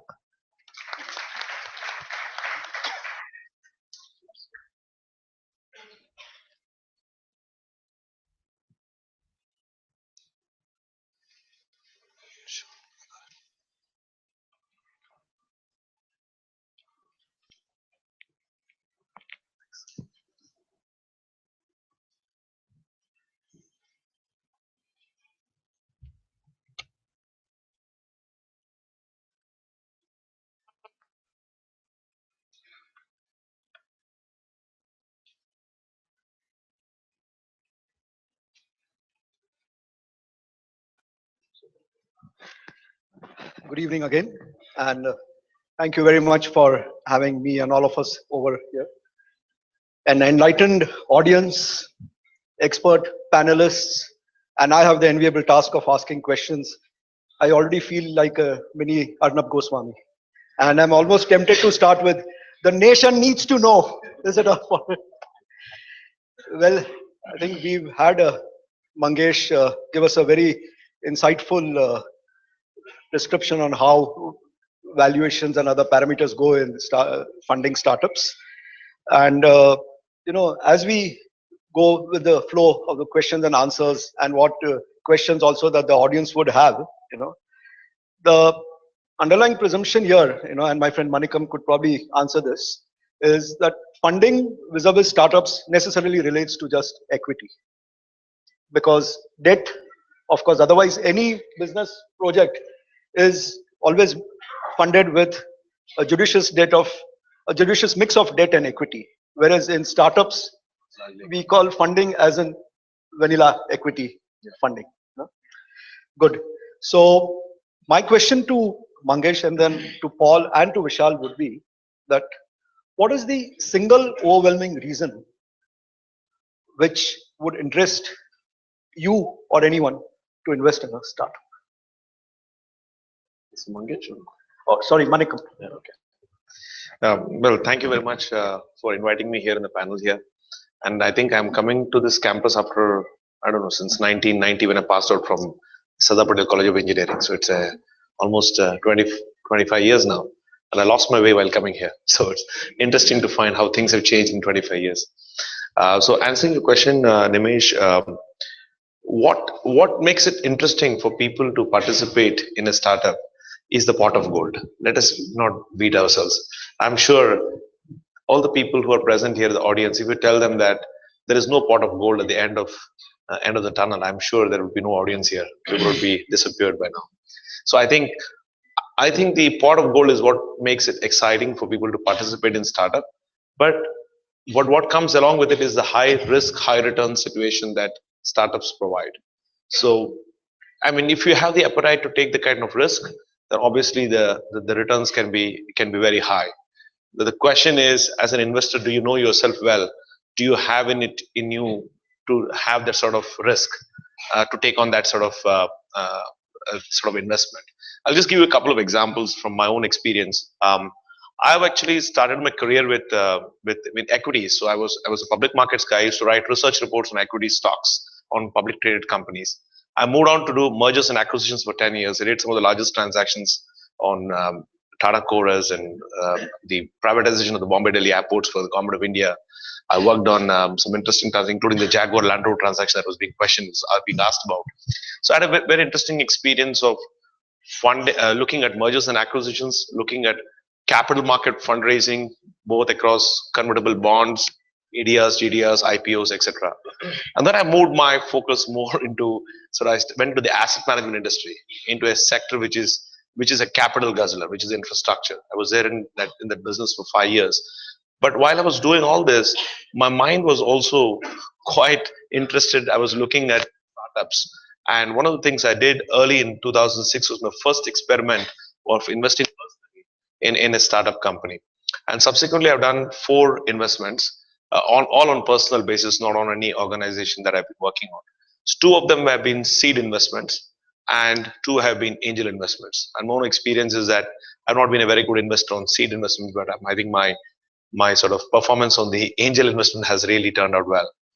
And just to answer your question, what made me invest in this sort of situation was I betted on the people.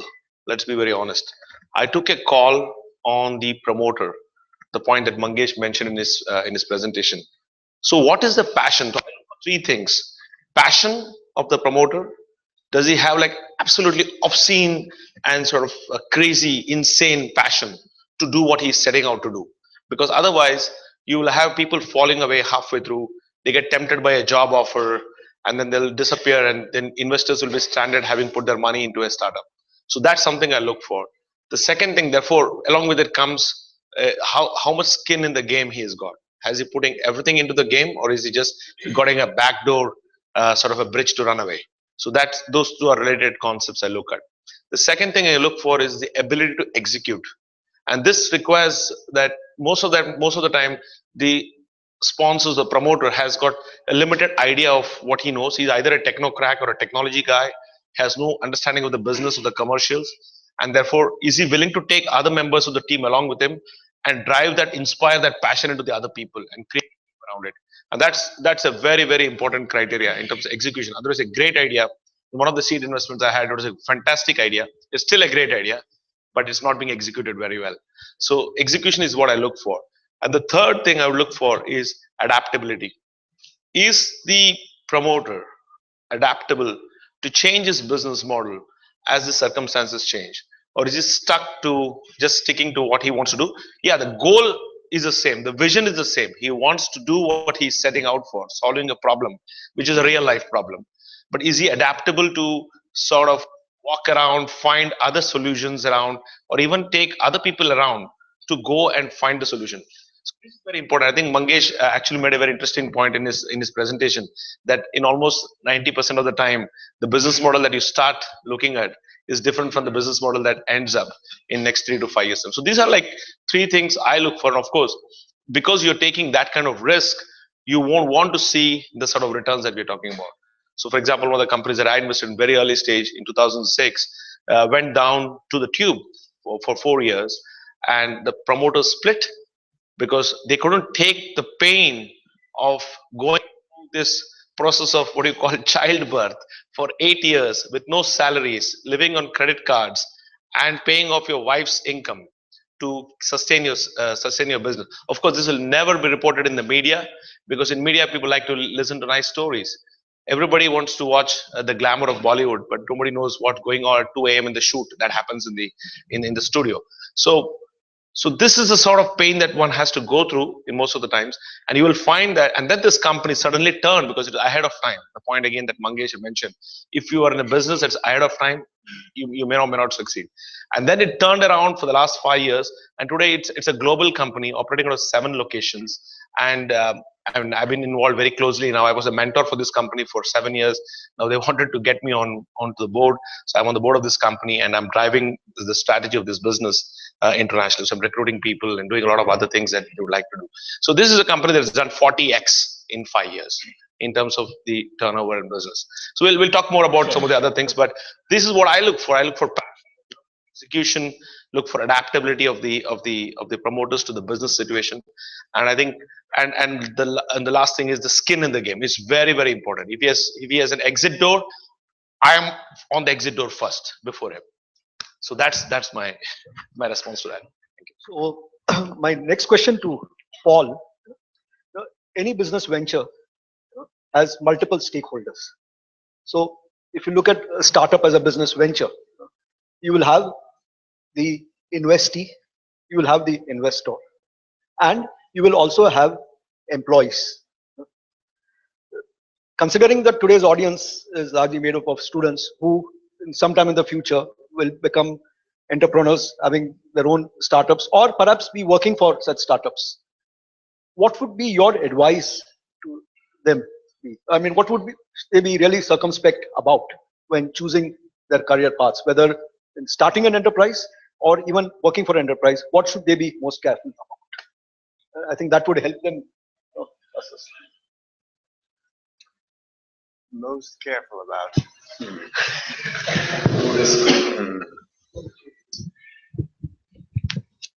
Well, there's, I think, probably multiple ways to approach this, but I'll approach this based on some conversations I've had recently with some of the people who work with me and others, and I have fairly frequently that this choice whether to start your own thing or whether to go work, and there I think it's really important to kind of learn from the lessons that we've seen in the past years, and understand what might lead to all of the cases that didn't work out for startups in India, for the less successful cases that were mentioned in the intro video and that I'm sure are all at the top of our minds. And for me, a big piece there is the flip side of the passion that I think we all talk about. And I think we all know that, like, the risk is the motivating force to do your own thing. It comes from passion. It comes from a strong interest in pursuing and solving a problem. And it's great. The flip side is that passion's not always sustainable. And sometimes it's a passing thing. Sometimes it's conditioned on the conditions that you're in currently and doesn't necessarily reflect the conditions that you will inevitably be in a few years down the road. And it matters what happens a few years down the road, because it takes a few years at least to do something really big and really successful. So, which is presumably what you want to do. So the question, this is the kind of, so the flip side of that passion is, I don't want to reduce it to maturity in the age sense, but maturity in the sense of experience, of sort of being able to recognize when you run into a problem, and that problem, and to be able to recognize whether that problem is catastrophic, whether it's temporary, whether it's conditional, be able to understand the causes of that problem. If something's not working out, why? Because that matters, because you want to take action on it. If you can just, anyone can see a fire, but you need to know what the source of that fire is, so you can get to it and put it out there. So that's the flip side. And when you're making the choice, the conversation I've been having recently is this conversation around, especially for young people and young youth is where the nation of India is, but youth is also where a lot of the more well-known entrepreneurs, at least in startups, not businesses, but in startups are coming from. And here's the perspective I get from them, and this is coming to your question, what I would caution about and whether I'd think through, is that the perspective is, the conditions I'm in right now are propitious for my starting something. What does that mean? That means I'm 22, I'm 23, I'm 24, I'm not married, I'm out of school, I don't have a lot of economic responsibilities. I can take a risk. So now is the time to do that, because 3 years down the road, my parents are going to want me to get married. Maybe I'll want to get married. I'll have responsibilities, and I won't have that opportunity anymore. And they're like, the cost of doing it now is very low. There's no real cost. Like, I can afford to not make money for 2 years. Okay, great. But again, take the long perspective. That's true. But it will take longer than a few years to start something. And statistically, you're likely to fail, and that's okay too. We all learn, right? It's okay to fail. So what are the consequences for you doing it now, with the likelihood that you'll fail on your first try, and the likelihood that once you've failed, your parents and those other social forces that are putting pressure on you won't necessarily understand the concepts of okay to fail and all of that. And so you'll spend 2 years trying to start something. It won't work out for a variety of reasons. Now you've got all the pressure that was original strengthened, and then strengthened by the fact that you didn't work out. So they're going to say, look, you did that for 2 years. It didn't work out. Now move on. Get a stable job. Go join Infosys or Tata or something. And then, where are you? Then now, to resist it is huge. You'd have to be a force of nature, right? So when that happens, it's then you just go back to a career, and then the chance to go back into that world is the chance of it is much reduced. So the cost is not nothing. The cost is the long term. The short term cost is minimal, but the long term, and that's what you have to be thinking about. So what are the other options? Maybe that doesn't mean necessarily that you then say, okay, no, I'm not going to do that. I'm going to get experience and go work for Infosys for 2 years. No, because probably at Infosys you won't get the experience that will allow you to do it anyway. But there are middle grounds, and this is what I kind of, especially for people with technical talent and for ones who have a lot to learn in terms of, is go to a place that is taking the kind of risks that you want to take, but provides them will allow you to have mentorship, will allow you to have guidance, allow you to see mistakes, and them not necessarily redound exactly upon you, right? They're shouldered by a lot of other people. Then if you're really into it, if it's not just a temporary passing passion, 2 years, 3 years down the road, you'll have that experience, you'll have that internalization of those lessons, then you take the risk. Yes, it's true, you'll have a little bit more pressure to get married or whatever it is, but that's going to be there anyway, and you'll have something to show for the previous 2 years. You'll say, look, I've worked at a successful place, I've put in my effort, now's the chance to do it. And the final thing is just that that I hear much of this sort of social pressure, and I understand I'm not from India, so I can't understand the pressure to be, I'm also already married, but I think that's something that you can also help change. There's no reason you can't start something when you're 25 or 27 or 30 or 35. That's not true. That's not how it is in the US. Travis at Uber started when he was 32 or something. So it's possible, and you can help change that. You're able to live within your means, support yourself, and lay up some money, save some money so you can put some skin in the game during those initial years when you're working. And then there's no reason why you can't start something when you're a little bit further down the road. So that doesn't mean that you shouldn't start something straight out of school when you're 22. I'm not saying that. That's everyone's own decision to make, and there's reasons to make it if it's a time thing, etc. But it's something that this is what I would say from your perspective of a young person deciding whether to do this. Timing is an important question. Make the choice to jump in when you've done an analysis and you're best prepared to succeed. Please. I think what you said is really true and very relevant, and I just wanted to add one small perspective to it, which is that we need to think about when we are getting into a startup organization, we need to think about an extension of school, because you're going to go there and try out things, not knowing how much you'll succeed. So we need to keep in mind that there has to be takeaways from that.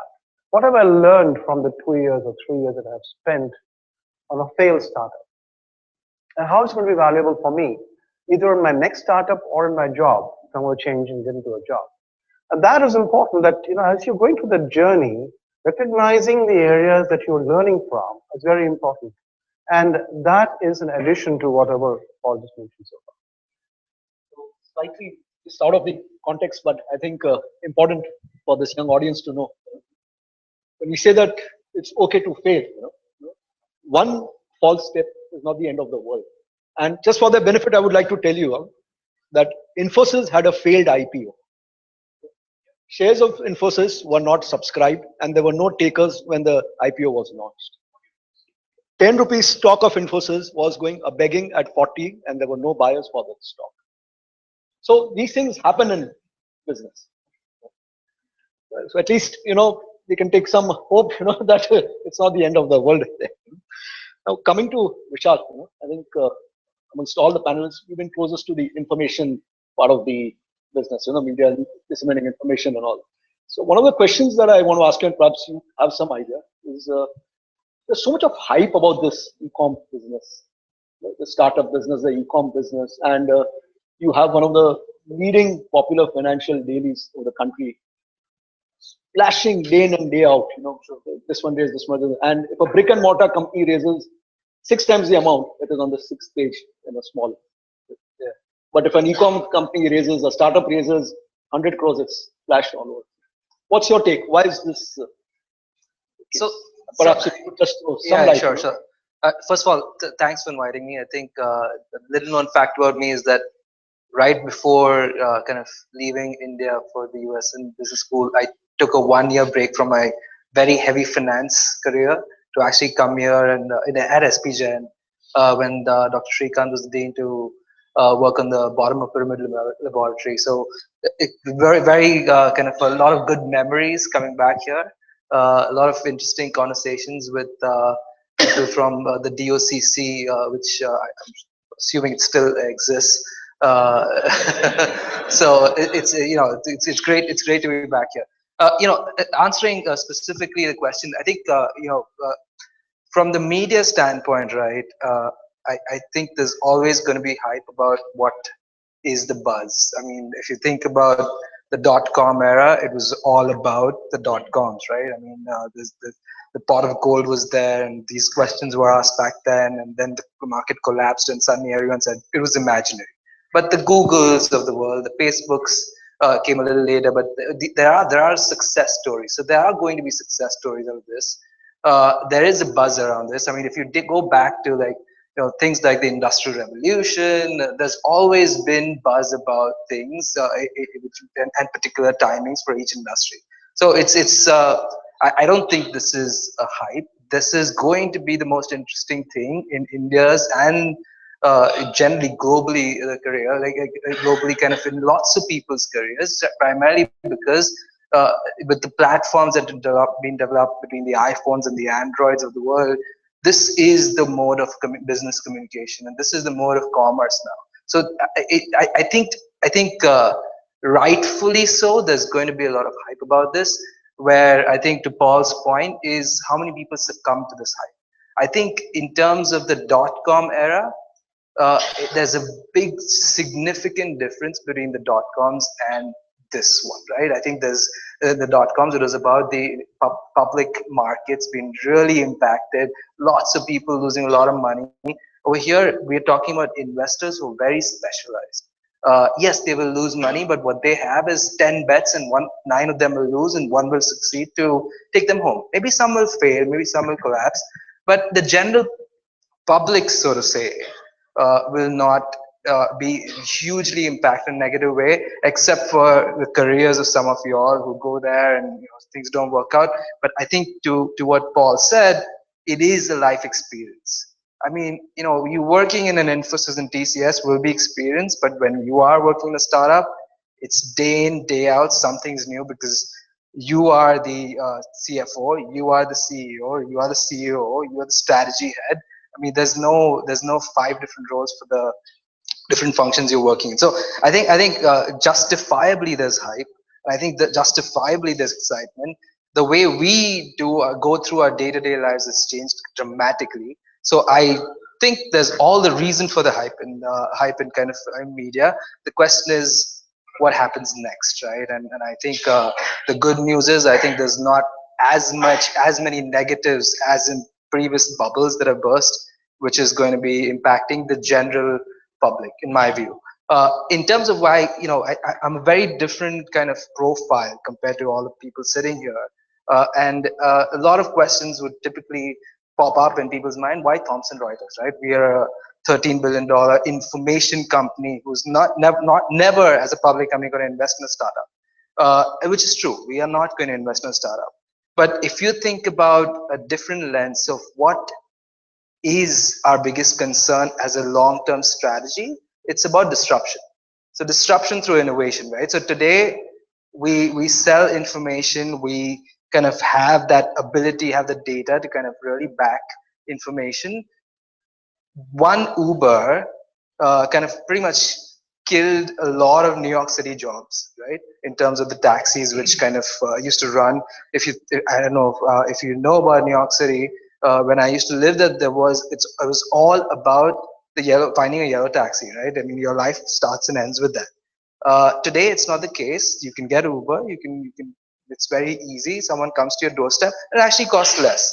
Now, what has happened is because of that, the medallions, which the licenses which New York taxi cabs used to be valued $1.5 million, $1.7 million for each license. That's a lot of money for a taxi cab driver's license. So there were a lot of companies, including Citi, which used to fund the purchase of those licenses. Today they're valued at $500,000. That has happened over 4 years, and that valuation is dropped by a third. So Citi is going and foreclosing assets now. So it's immense disruption, right, in that industry. What if I ask our global CEOs and leadership teams, what keeps them up at night is really how this disruption is going to, end in some ways the business we have. And they're not worried about the Bloomberg of the world, who's our biggest competitor, or a LexisNexis, who's our biggest competitor in the legal field, but they're really worried about what Google's going to do. What a startup which Google's incubating going to do.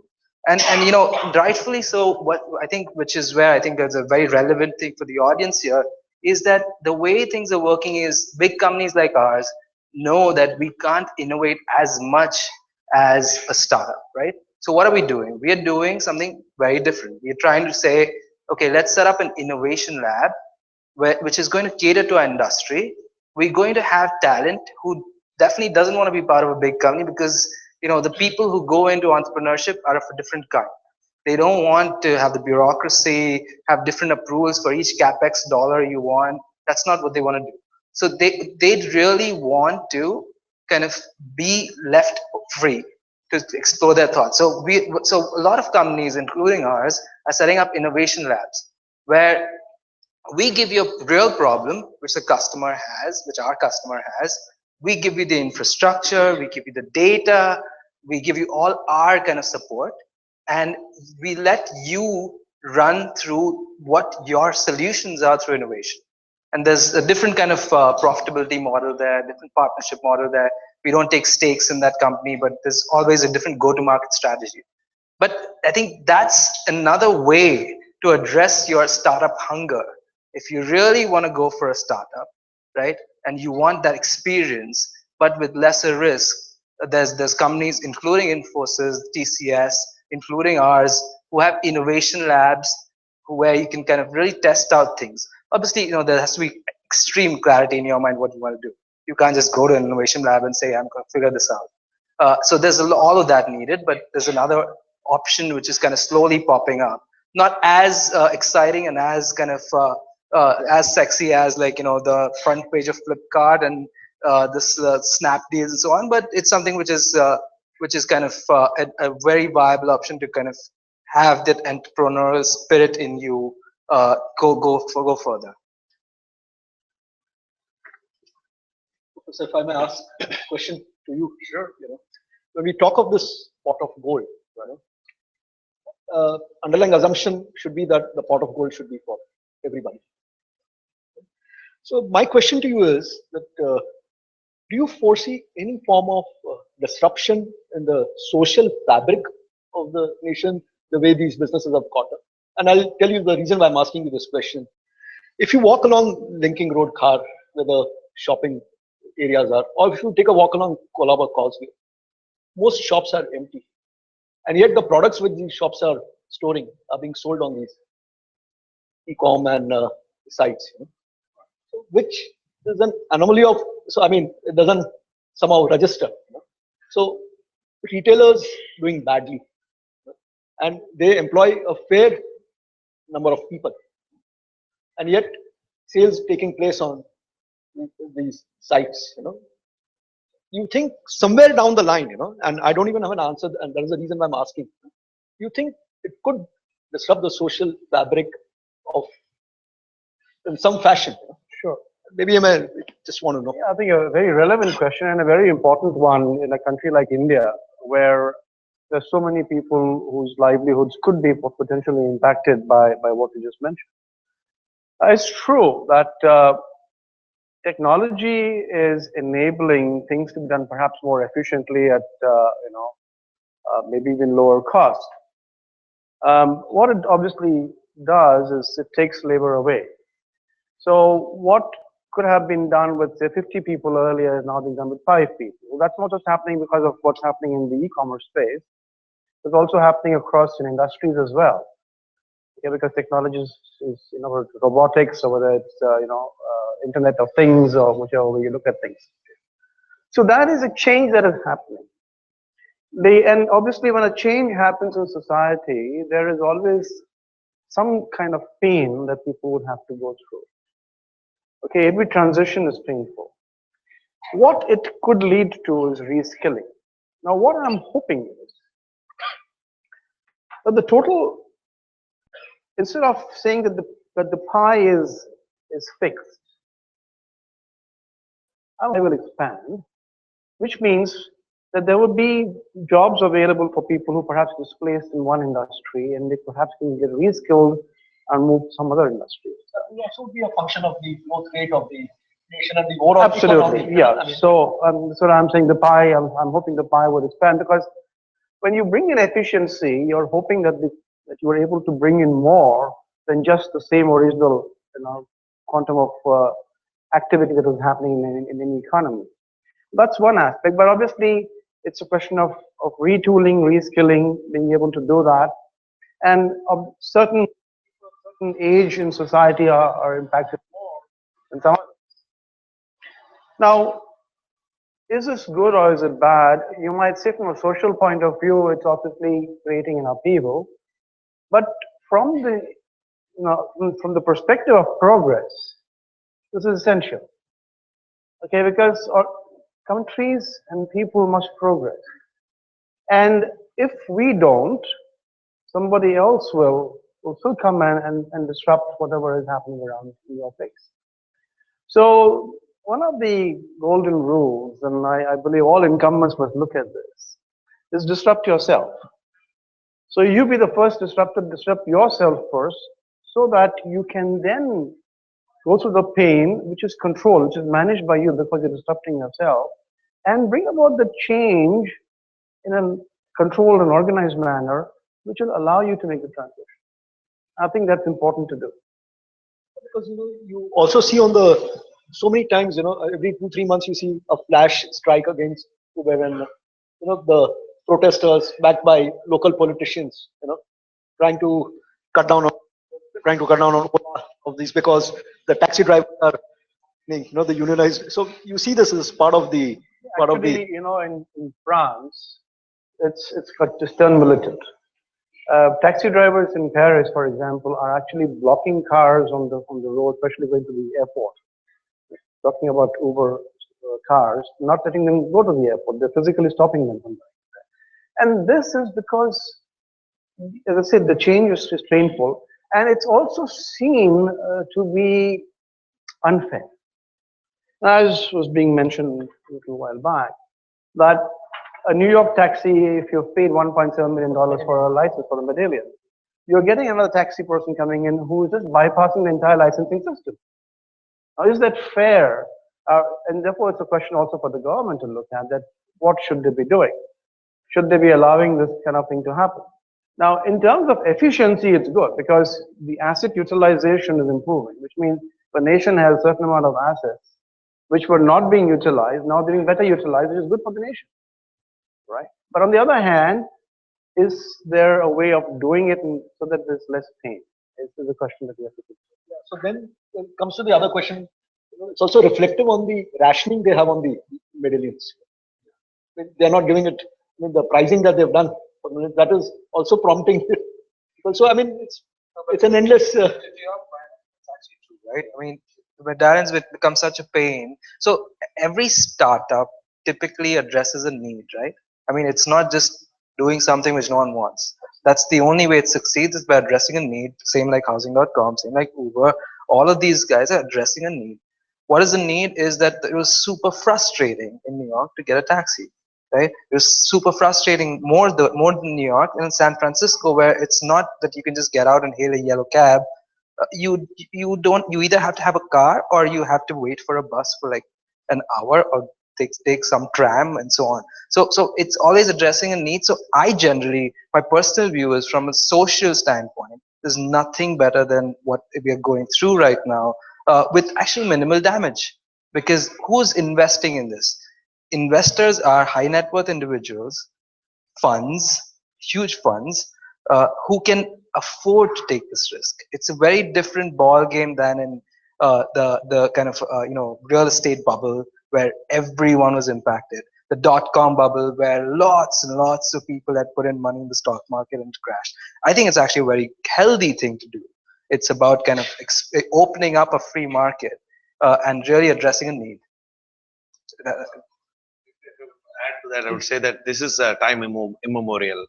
These disruptions will continue to happen. For example, if you look at where jobs were in 1950s, 60s in India, a lot of them used to just pass out at 10th or 12th and then be working as a stenographer.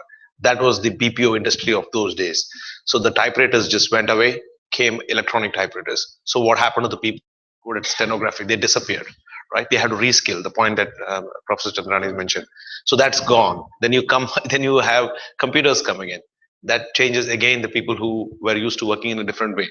So that's whole thing is changed. So this, I think the painful point or the social aspect of it is only because the capital markets and the innovation market actually moves much faster than the labor markets, because to reskill something takes almost a generation. And that happened to the textile industry. Textile industry disappeared to low cost markets. And now what happened is in China, which built huge capacities in manufacturing, will suddenly find that robotics coming in. And while China is itself investing in robotics and saying that we're going to have super factories with robots operating and cutting down the staff by 1/3, what's going to happen is the robots are not the privilege of Chinese. You can put up robotics in America, and suddenly you find that what was local manufacturing went global has come back local. Then you have 3D printing coming in. Suddenly you find that I print my own stuff. I print a building. So the whole innovation, the way it operates is very different. I think the social aspect will always be something which politicians will be worried about, because that's where their constituency is. So to really speaking, I think as Professor mentioned, I think it's about yourself as individuals, that you keep watching what's happening in the environment and be willing to disrupt yourself. Unless you do that, you can't reskill yourself. I think this is the lesson I think I learned in the last few years, and I completely agree with the points. So you can't stop what is coming in. You just have to be part of it and flow with it. Can I circle around and also bring it back to valuation, because I think it's an interesting point. And leading from the example that we're discussing, the Uber. So the one interesting thing here is a lot of times with this kind of really rapidly growing and scaling venture, that what you get are a lot of unintended consequences that you can try to identify as quickly as possible. And some of those are, for instance, the displacement of of taxi drivers or the loss of value in previously invested medallions. The case of Uber in New York is really interesting. There was some recent research that modeled usage rates for cabs versus for Uber and simulated and showed that actually you end up reducing a lot of traffic flow and you can take a lot of cars off the market. And what's more relevant than that for India, right? Whether you're in Mumbai or Bangalore or wherever.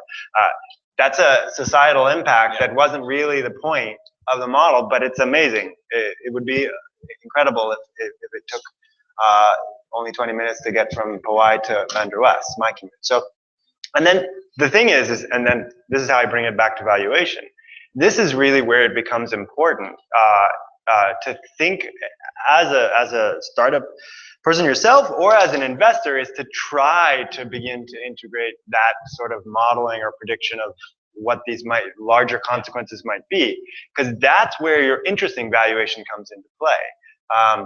Valuation for Uber is not just a function of what their revenue over, or the profit per ride is. That's just their core business model, right? But that's not the play investors are making for that. They're thinking, what are the third order effects that you could then monetize? So for Uber, they've now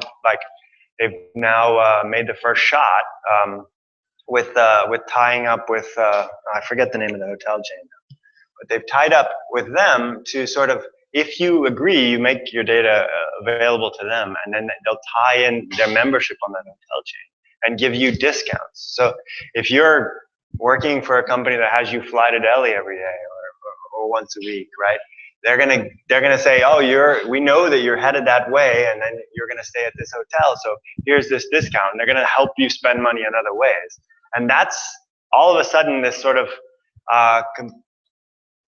that's where the real value is generated. It's not the capital intensive value. Because, for example, Uber and for that matter in India, Ola have now gotten to grocery supplies. Yeah, right.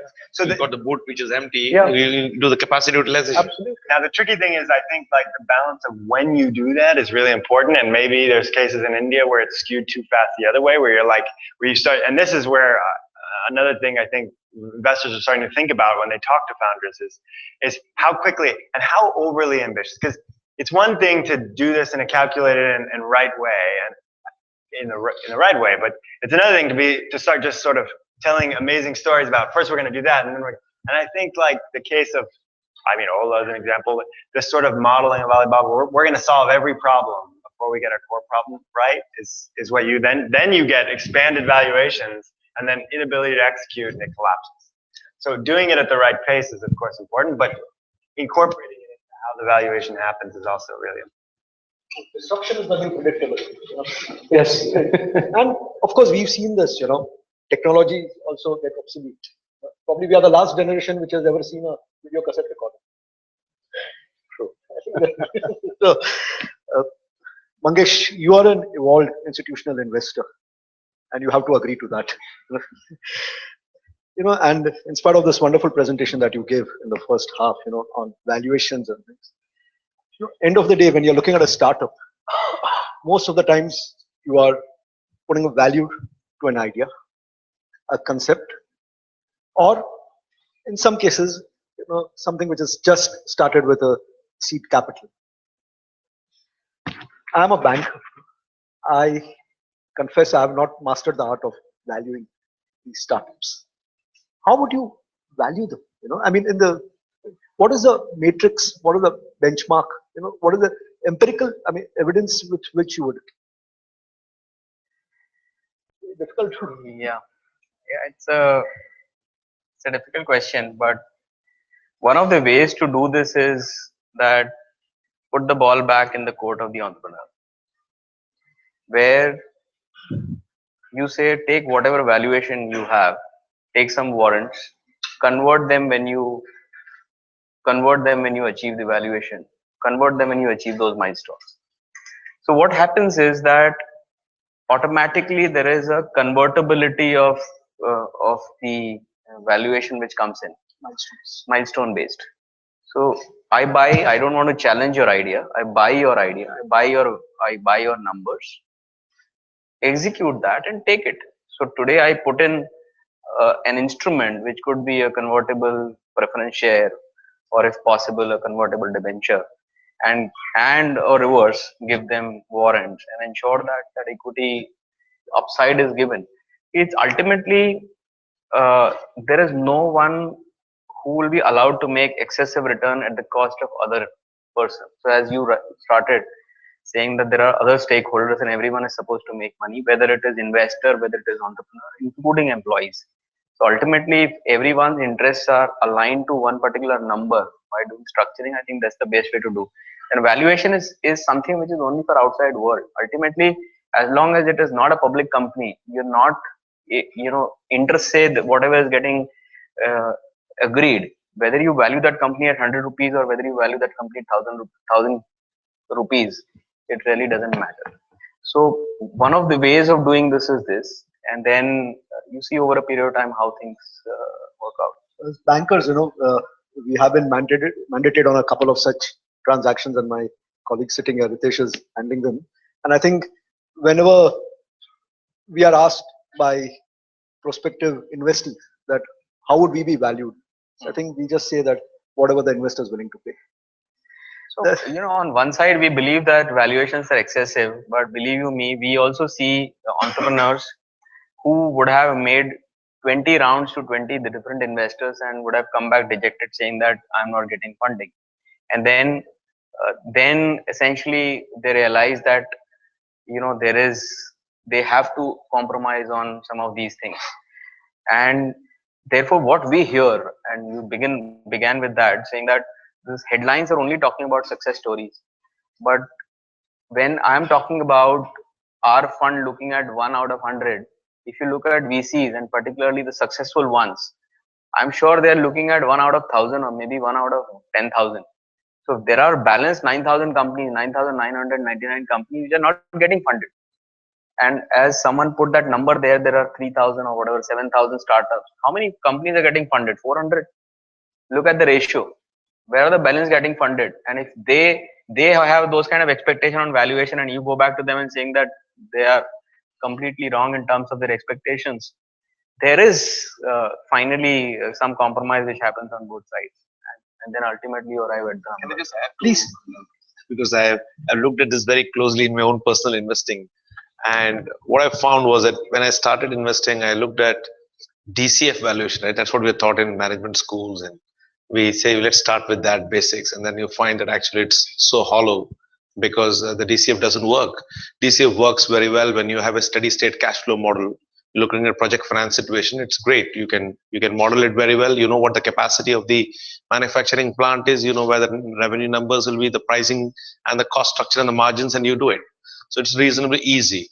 But when you look at startups that are in transformational situations in disruptive technologies, I think the DCF is not made for it. DCF is completely a model that doesn't work.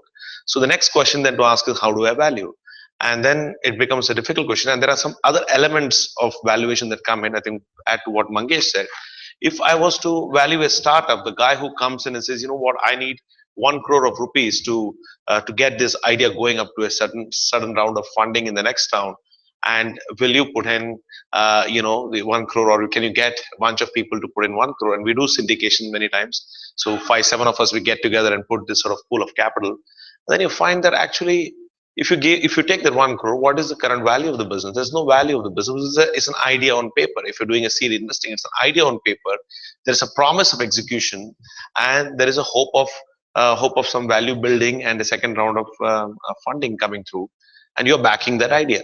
So at that stage, what is the value you will attribute to that business? This business is on a presentation. The business is on a paper. So the value that you would attribute is driven by completely different set of parameters. You say, you know what? I don't want you to get diluted to less than 50%, or maybe you need to hold 70%, because I want to make sure that he's got enough interest. Because in the second round, if my funding requirement is 50 crores, he's completely watered down to 1%. He has no interest to run the business. So I've done investments with that consideration in mind, and I find that sometimes it can be completely wrong. It puts puts very little skin in the game for the entrepreneur. And then you look at it differently, what Mangesh said. So you come back to a situation and you say, you know what, I'm going to look at you from a milestone based valuation. I come back and say, you know what, I'm willing to fund 1 crore. I'm willing to give you 75% of the company. I own 25% of the company. And then I say, you know what, you got to earn back. You know, I will maybe own 50% of the company. I'll give you the opportunity to earn 25% more. So I wanted to see the execution. So the deals that I would do now would be based on earn out structure where I have control of the business. It's not that I don't want him to run the business. I want him to have control of the business. I don't want to give it to him upfront because there's no incentive for him to deliver the milestones. And then he's only dreaming about valuations every day. I want him to focus on the business, the passion that for which he's got into the business. So there are various ways of cutting the pie. I don't think there's an answer in which you can say that it's not a science, it's an art in my view. And there are many reasons how you could come about looking at. So that's my personal experience. So I'm slightly a bit of a divergent view, right? So I think I'm a bit of a traditionalist on valuation, and I actually feel like maybe in the initial rounds is an idea, but eventually everything is about cash, right? I mean, I got training. I got training from like the treasurers and the CFOs in Thomson Reuters, and it's ingrained in my mind that eventually it's all about the cash you generate. So yes, maybe in the initial rounds of funding, yeah, I mean, it's about an idea. It's about the belief in the person. You invest in the person, as everyone said. It's all about the ability and the fortitude of the person that matters. But very quickly, as you keep upping the rounds, how do you base a milestone? I mean, based on the potential of this company to generate cash. So I think DCF is definitely kind of hard and very, very complicated in the initial stages when the stakes are low. But as you keep upping the game, it has to be about, it eventually is about when is the cash going to come in, right? Because, think about Amazon today, they still kind of, I think a few years back, still they were loss-making company. Their margins are like 1% or 0.5%.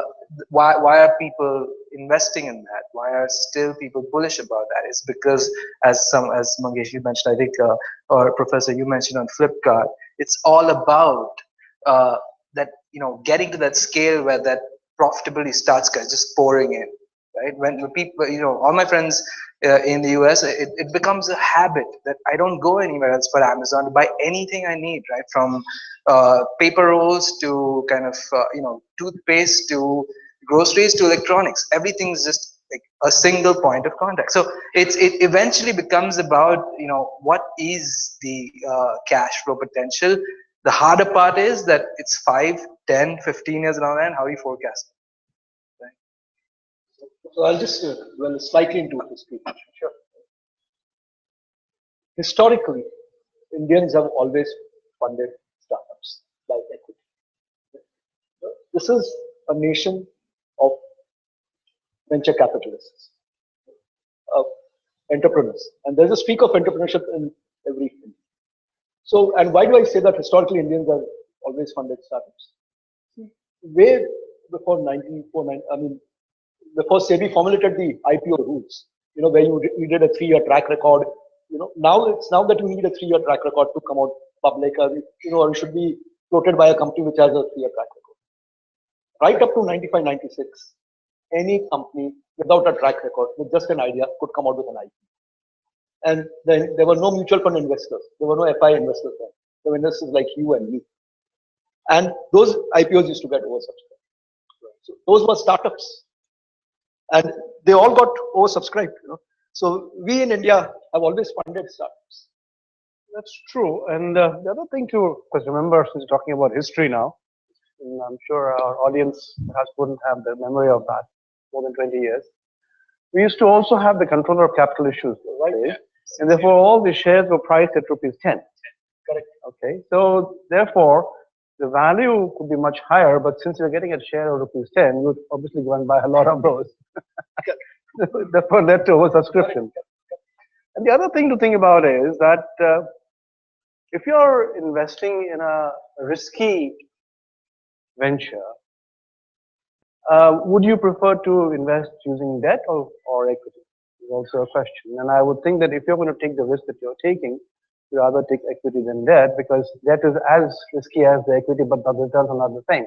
Unless, of course, you start developing hybrid instruments, and which is what Yeah, people are mezzanine doing. instruments. Yeah, quasi equity, quasi. Correct. So that could be a possibility as well. Nimesh, I just want to make a statement to what Professor said. Historically, I think the Indian entrepreneurship was funded through banks rather than by the investors, I would say. Because we look at all those were all in the old economy sectors. And old economy is what the banks like because they like collaterals. So, we all know the situation that for years, people have over invoiced, created project costs much bigger than what it was. They got their equity funding for 50 years. It has happened. And today, even NPAs at the banks run into 3 lakh crores. It is a fallout of that. Unfortunately, the funny thing in this country is that the banks will still not lend to startups which are soft in nature, where you have no collateral. You cannot touch and feel the asset of what Facebook is putting up or Twitter is putting up. So until that mindset changes, it is going to be very difficult to get any sort of financing from the banks, right? So obviously, in that situation, you're looking at individual investors, angel investors, funds, where there is a pool of capital coming through.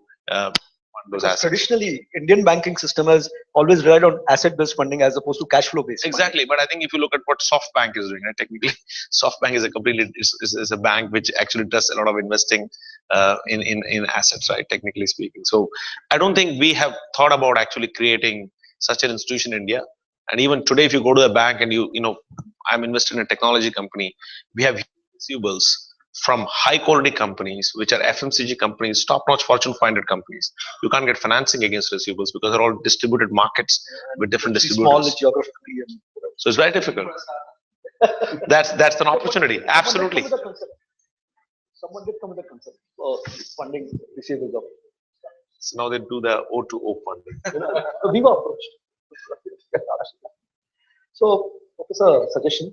Yeah. Why don't we just open the house and come back with more discussions later? Yeah, or make ask you a few questions, and maybe. Sure. We've got 20 minutes for more. Wake up. Yeah, so I think the suggestion is if we have some questions, we come back to more discussion again. So we have lots of hands going up. That's good. It's good. So A lot of people are let's up. get our volunteers to move around.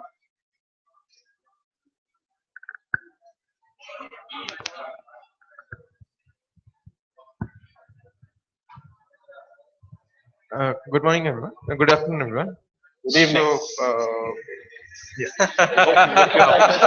It's time to wake up. That's why I said I'll wake you up, because good morning to good afternoon or good evening. So the government of India is promoting startups, but we have seen that the law of the land is not that mature enough to tackle the startup environment, and we have seen many startups going around the laws to, perform their business. So do you think that we are in the right state to invite more and more startups? And the second part of the question is, does this make India a more lucrative investment destination than China? I didn't get the first part of the question. First question again. Yeah. So the Indian laws are not mature enough to deal with the new startup environment. We have seen in many cases that startups are working around it. Let's say in case of FDIs and all. So do you think that it's the right time to? So first, should we? Develop the laws and then invite the startups, or is it the right time to promote startups? So you want me to take this? So I would say that actually laws always lag the reality of life. So if Uber was waiting for a law to be enacted, probably they would not be having so many litigations that they have in so many countries today. So the laws will always catch up with what the reality turns out to be. So I don't think that would be the real reason. I think the real reason why startups in India funded by the government is not taking off is it's a lack of institutional capacity to run those kind of situations.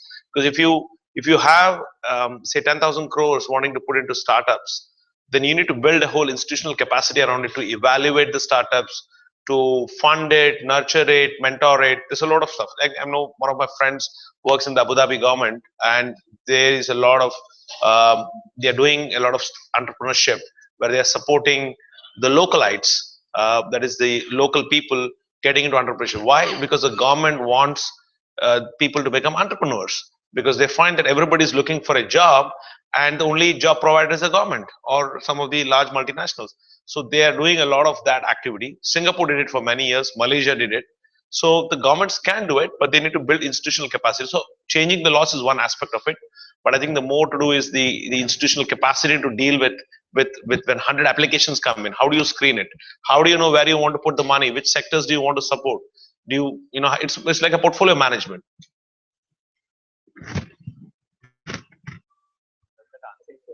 Does that answer your question, or you have?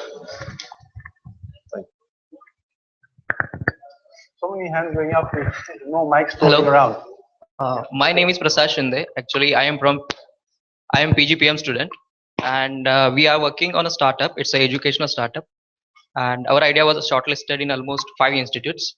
I am Kharagpur, I am Rohtak, Symbiosis, IMT Ghaziabad. So basically, I have 3 questions. What is more important, idea or the team, and why? The second question is, at which stage generally investors invest in a company, and after they invest in the company, basically how the powers are distributed among founders and investors. I mean, can can investors force founders to sell the company or change the complete business plan? Good question. Mangesh should be able to. Okay, I'll try. You have to get on a plane without a parachute and jump. Are you ready for that? Because a lot of times, and during the break, professor was telling us that our institute has a practice or a program where we promote entrepreneurship. 2 years you're allowed. You can come back and appear for placements after 2 years if you fail.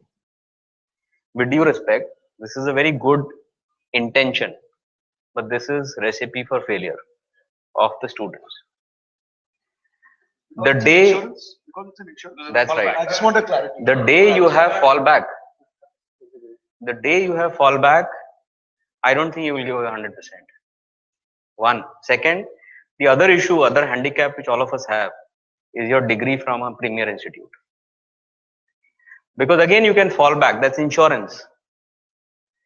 So first thing you should have is your spouse or your partner not working, no funding from your parents except maybe once given, and then you're on your own.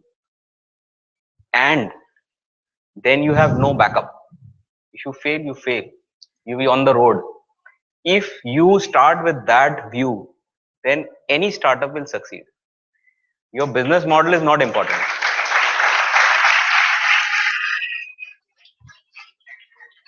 So, whether it is education, technology, healthcare, biotechnology, aviation, aeronautics, there are startups successful everywhere, and there are startups which are failures everywhere. What is the difference? It's not business model, it's you. There's a famous saying, only the paranoid survive. So, but can I, because I always think difference and disagreement is usually more interesting than agreement. So I would just, I get that intuitively, and certainly you should, this is what I was saying before about passion's not sufficient because you never know what you'll lose it. It can be much more of a kind of a passing thing. And so it's good to have constraints, and it's really good to have consequences that you're aware of. And that comes from sort of having less of a background. But I would say there's no hard and fast rule. There's too many cases of successful startups started by well-off people or connected people. And Mark Zuckerberg was not at all poor or underprivileged. Neither was Bill Gates. And if you look at like one of India's more successful startups, if you don't look at it in terms of valuation, then you would actually say that there's some cases where they were actually quite they had privilege. But I would agree with you that that there is a bit of hype around. I'll often hear people immediately mention the school, and we get this housing all the time. And sometimes there's this, and it's not as relevant for me because I'm not as deeply steeped in the tradition of IITs, etc. So I can appreciate them, right? But it doesn't speak to me immediately. And so there, I I completely agree. India, there is entrepreneurship is in the blood, as Nimish was saying. Entrepreneurship has been, particularly there is a community called Marwadis, and they are there in the business. And I have heard numerous stories from everywhere that father gives a son a fixed amount, saying that this is your amount, don't ever come back to me and ask for more. There's nothing more beyond this which is available to you. Either you be sitting on this gaddi, which is the seat where I sit, be ready, or this is the amount gone forever. The point I'm making is not that if you fail, no one should support you. But the thought that you have when you're starting, if you know that there is a cushion available, that thought is something at the starting point is a recipe for disaster. But Mangesh, would you not ever have a stepney in your car? When you drive. So, sure. So if because the question is asked to me, I have a daughter who's 10 years old. Sorry, in 10th standard. So I'm not forgetting. She's in 10th standard. I tell her only one thing, that you pass from a good institute, that's an insurance. That is not the formula for success. But if you fall, you have the degree from a good institute, right? I know that as a responsible parent, first I need to ensure that there is insurance. Whether I am someone who's really contributing to her success or failure, at this stage, if you frankly ask me, perhaps it's towards her failure, because I am giving her insurance. That's not how animal kingdom works, right? And entrepreneurship or startup ecosystem is like animal kingdom. It's jungle. It is not a human society where there is police and there is judiciary and there is everyone who's ready to protect you. Survival of the fittest? Absolutely. So just because I carry stepney or I tell my daughter to be ready for that stage doesn't mean that it is I want this is the recipe for success. Absolutely not. Please announce your names before you ask a question. Yeah, so reporting becomes difficult. Please announce your name before you ask the question. The organizers just informed that there are prizes for the top 3 questions. Nimish, did you moderator has also asked. So Nimish, we answer all the 3 questions because there are 3 questions. There was part C of your question is to which is the stage where you get funding, right? I think Mangesh. You get, again, I think perhaps that's answered already. You can get funding at every stage. There is no stage where you cannot get funding, and there is no stage where you can get funding. So there are companies which have not got funding even after they have reached 1,000 crores, and there are companies which have got funding with zero revenue. And it is also a factor, if I may. Yeah, it is also a factor of the times that we are in. 2007, anything could got funded. 2008, post Lehman Sisters, nothing could get funded. So it's a factor of the times that we are. The balance of power.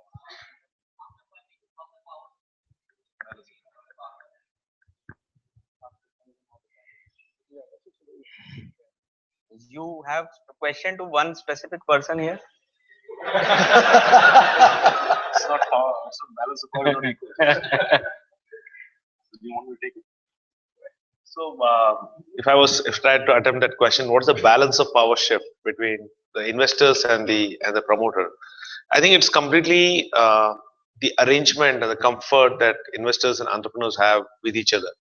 So there is no defined formula, and if the chemistry doesn't match between the investor and the entrepreneur, they should not get into bed because it doesn't work. Because they need to be aligned in the thought process and the strategy in terms of the vision of what they are getting into together. So therefore, I think the balance of power issue is only comes in at a much later stage of the startup. That when you have multiple number of rounds of investments, when you have different investors coming in, not all of whom really buy the same vision as you thought at the beginning, and the vision would also got altered, or the way to reach that would have got altered. So I think this at the startup stage is what is relevant is, can the investors and entrepreneurs come together and create value and solve the problem that they're trying to address. I think that's most important. The balance of power is only a outcome. Very quickly, because you want more questions, is that if you start thinking about balance of power, you start on the wrong foot in the first place. Absolutely. Because you should not. The objective of both the investor as well as the entrepreneur is the same. Okay, so both working on the same thing. No question of balance of power arising in that situation. What I'm going to suggest is that when you get an investor, just don't go for an investor because he's giving you more money. Understand what the investor appreciates in you, right? Because that's when the balance of power shifts very dramatically. Typically, how it works, if I may add, is that it's full trust faith with checks and balances at every stage. Next question. Can I just add there? In a relay race, who do you think is the captain of the team? The person who's the best, right? So this happens. This has happened in our own organization, and I can therefore tell you, over a period of time, it gets established as to who's better, or who's someone who can control maximum things in the organization, and automatically because of that, the balance of power shifts in that direction. You cannot decide that on day one. Good evening, sir. My name is Ankit. Two questions. The first is around unit economics of consumer tech startups in India. So, Mr. Ashish Gupta, who is an investor in Flipkart, states that unit revenues of a consumer tech startup in India are about 1/4 that in the US, while the costs are about half. So, even though the unit revenues are keeping in line with the purchasing power parity difference between the two countries, the costs do not subscribe to that same thing. In that case, the margins in India are R by 4 minus C by 2 rather than R minus C. So this is most likely to be negative in majority of the cases.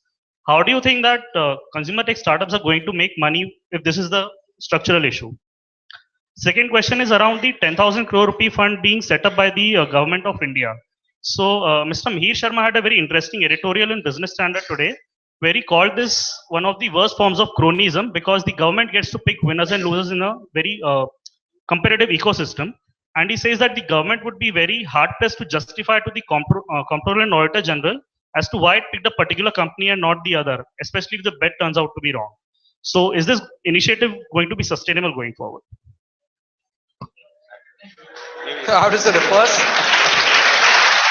Good question. So, Dimesh, with your permission, can I take that question? So the first question was on the consumer startups, right? And how it will, whether it makes sense compared to a different market versus India because of the cost and the revenue unit economics. So my own belief is that I'm not a big supporter of consumer oriented, because I think the problem with consumer oriented startups are that people are chasing valuation and not chasing the solution to the problem. And I don't see this is nothing to do with the consumer space. I don't understand it. So my view is that that's a space that requires a very different approach. It's always all about disruption. So it's not necessarily people who value it are valuing it on profitability. If you look at any of the consumer startups and compare it to a enterprise related B2B businesses, the B2B businesses can hope to have profitability and cash flow. The B2C businesses evolve over a period of time and then figure out a sort of a model that generate revenues. I think when Google went into business, if they were to say that what is the value of this page rank technology that we're using, probably not got any value or any funding. But it evolved into a completely different animal over time. So that's what we call, because the passion of the people involved, the problem that they're solving is very different. And therefore the whole valuation game is completely different. So I don't think it can be measured in the traditional metrics of revenue and cost. And therefore, so for example, if you say that the unit economics is different in India, I could say that the market size is very different in India compared to another marketplace. So it may be that the opportunity is very different. So that's my response to your first question. My response to your second question is that whenever Comptroller or Auditor General gets involved, it's only when the government of India has more than 51% stake in any company. I would assume that that is not the intention of the government to take controlling stakes in startup ventures where they are driving it. If that was the case, then the government is in the business of being in business, which it should not be in the business. So that then there will be no innovation. There is no entrepreneurship coming up. So I don't think there would be any CAG related issues. And I think my view is that the way the government should, I don't know how they're doing it right now, but my view is that they should not fund individual startup, but they should rather create support and create the ecosystem that funds the startups. For example, they can invest, they can be like a fund of fund investor. So you pick and choose the funds and then you align your strategy because they would not have the institutional capacity to deal with individual investors. So that's my take on that. I think in the interest of allowing more people to have questions, I have two requests. One is please keep your questions brief, and two, only one question per person instead of two. Okay. Your name? My name is Raghav Kapoor. I had a question. So we had the discussion this evening regarding how to offer growth capital. And so, Mr. Patil, this is especially for you. So how do you determine what is the right time to exit from the startup? What is the exit strategy you find? And so for, say, for example, Flipkart, the valuation is increasing every quarter, like forget years, like every quarter the valuation increases. But there has to be an exit point at one time when you think that I'm done with this investment, I need to go. So how do you determine this exit point? Thank you. Question for me? Yeah. So luckily for fund, we don't have to make that choice because typically fund comes with a fixed life from our investors. So typically it's a, consider this as a close-ended mutual fund which has a life starting point and end point. So we get 8 years to 10 years to make investments and exits. So any company where we invest, we have to exit within that time. So there is a legal barrier which is put by our investors on that. So therefore, even if in the 8th year we believe that this company can grow double, next year, we have to exit and move on. So therefore, all our preparations are always towards ensuring that we exit within 4 to 5 years, so that we have enough time in case there is a delay. So that's how the decision is made. So you have an LP in place now, Monique? Yes. Yeah, of course. So they have an LP in place because otherwise, they wouldn't be able to get the money back. So I mean, just one option that it's in some ways it's not just about the exit as well, right? It's about what level of funding you want. So I just met last week one entrepreneur who, I'm not going to name their website, but it was in the big basket kind of arena. They were one of the first guys to come in, right? He did a really fabulous job, very focused guy, got it almost to cash break-even point in the first 18 months of running the business. Had an offer that I'll get your valuation at $5 million. He went to the advisor. They said, no, it should be $50 million. He said, no, thank you. Don't need that money. 12 months down the line, big baskets getting funding of $20 million. Grofers getting funding of $25 million. And this guy's not getting it. Right? So he goes back to the guy who gave him $5 million and says, hey, do you want to fund now? He's like, oh, it's too late. And he shut down last month. Right? So this is a classic case of you going in, you have that strategy. It's really hard to decide, forget the exit strategy, but also at what amount you want to, at what valuation you want to raise. Just a very small Point there. Every investor determines his level of greed and his level of risk. So you have to determine your level of greed in a transaction and your level of risk on the downward side of the transaction. Hi, good evening. Sorry. Good evening. My name is Alpana. My question is to Mr. Pathak, which has been your successful investment so far? And to each of one of you, if you can tell us what would you like to see disrupted individually? So. Wow, that's a personal question. In a public forum. So there are multiple companies which have been successful. There are few failures as well. I think the best company of ours has grown 10 times in revenue in 4 years. So it's a PE funded company. It's not really a VC funded company. And I would say on an average, at least 5 or 6 times in 4 or 5 times growth in terms of revenues in 4 to 5 years. But I don't think it is very great because companies which are of size, smaller size, they always have the potential or enough headroom available for growth. Would you like to tell their line of business? Line of businesses, multiple. So there are businesses in the passenger transport business. There is logistics businesses. There is a company which is in the film production services business, which has also grown substantially. So it, again, sector is not something, you know, for a small sized company. There is, the industry size is huge, and therefore you have opportunities everywhere. So there are growths happening everywhere. And personally, you ask me what is it that I would like to get disrupted. Actually, Each one of you you, put me. actually. I mean, if you can Each one of comment on us. that. So I think this this question is because the second we yeah. Sure. This is the second question. Yeah, Thank so you. we'll have to take the next. Yeah, hi. So yeah, standing up. yeah. Announcing your Yeah. name. So my name is Saurabh, and my question is to Professor Chandrani.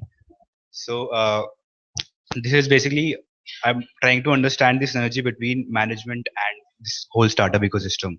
So the way management has worked, and as per my understanding, is people learn the long-standing principles and then go and implement those principles in established organizations. And you yourself mentioned in your speech that like one student of yours went to OYO and found that there were no processes. But this, it was one company, and it would happen.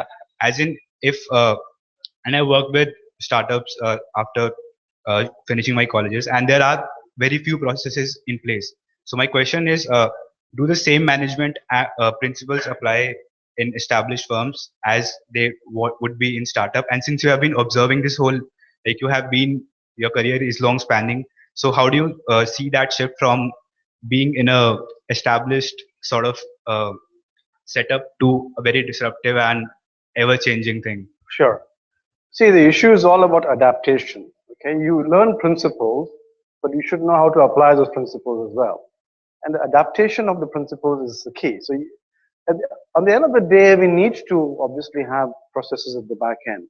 Okay, you may be having a startup which got a fancy front, and you're able to raise funds, or you're able to get business in the market, but you're able to execute that. Okay, so you have to have a good back end for which you need some systems and processes to be in place. And you need to be able to apply the skills that you have got. So whether it's an established organization or a startup, the nature of the skills that you would need to understand how to apply would perhaps be the same. How you adapt them and how you apply them could become different. Okay, so at the end of the day, it's a question of how the application changes and such. But whatever you learn in the management school doesn't go waste. So I have a question. You mentioned you shouldn't have a Stephanie. Mr. Pathak, I have a question for you. I'm Vismay. I'm Vismay. So you mentioned that you shouldn't have a Stephanie for your car. But yesterday we had a conclave on entire conclave on risk management in disruptive environment. So what is your say on that? You are right. I think I'll club the two questions and maybe answer something. So I met a couple, brilliant, creative people. Both of them best, what do you call them, interior designers, architects. But they were not doing well at all. And the reason I realized is that they are so engrossed in creating something that the process of selling is something which is completely ignored, right?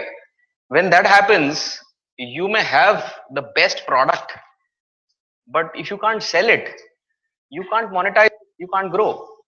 So therefore, I mentioned there the team is also important. When you create a company, either you need to know what your strength is, and everything which is not your strength, you have to either take it inside or outsource it. So risk management is something like that. When you are growing at 50%, 100% year on year or month on month, your focus is on growth. Perhaps you're missing on some of the processes. You may not be the best person to actually implement those processes. Get someone along. Maybe make them partner in your company and say that when we monetize, you also gain, but ensure that my backend is tightened. Something like Paytm, for example, they're playing with money. They may grow, but if their backend process is not good, just imagine what kind of risk they are carrying.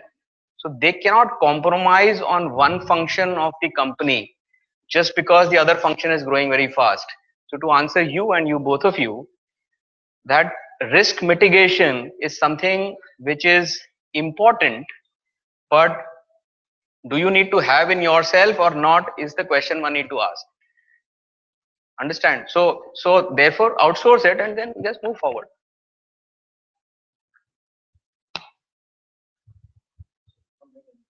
Hello, sir. So my name is Prakhar. So till now in this conclave, we have discussed various methods of valuation, like from GMV point of view and the revenue point of view, as Mr. Mangesh discussed in his speech. But one more aspect is valuation through the number of customers point of view. I'm talking about Flipkart, Snapdeal, and Amazon right now. So what we can see here is as this industry will become profitable, there can be a reduction in customers, because in our generations, whoever will provide us the lowest price will go towards them. The brand loyalty is extremely low. So what do you think about that point of view for evaluating these startups? That question is for Paul. You might want to. Well, sure. I mean, so I think what you're saying is there's sometimes valuation seems to derive from the number of sort of the number of users, customers, whatever they are. Sometimes they're not customers, they're users, right? And is that a good way since there's low loyalty in India? And I think the answer is, yeah, you're right. There's lots of problems with making inferences about valuation from the number of customers. And it's not just because in India, users are low loyalty. I mean, I think users are low loyalty in most places in the world, but it's not just because of that. It's also because it's easier to get huge numbers of users in the first place. So the inherent value of it is less. And if you were able to do it more easily, then it suggests it's never just a function of you, it's a function of the environment as well. And it suggests that other startups are going to be able to do it as well. So I would say, yeah, it's something to take into consideration, because it demonstrates ability to execute at some level, right? You were able to create something that got a lot of users. That's something. It's not everything, but it's something. But yeah, can you derive then valuation from that, in the sense that you can make an inference that they're gonna be monetizable, or they're gonna pay money to you? No, I don't think you can make that. It's not now anyway, not in our current environment.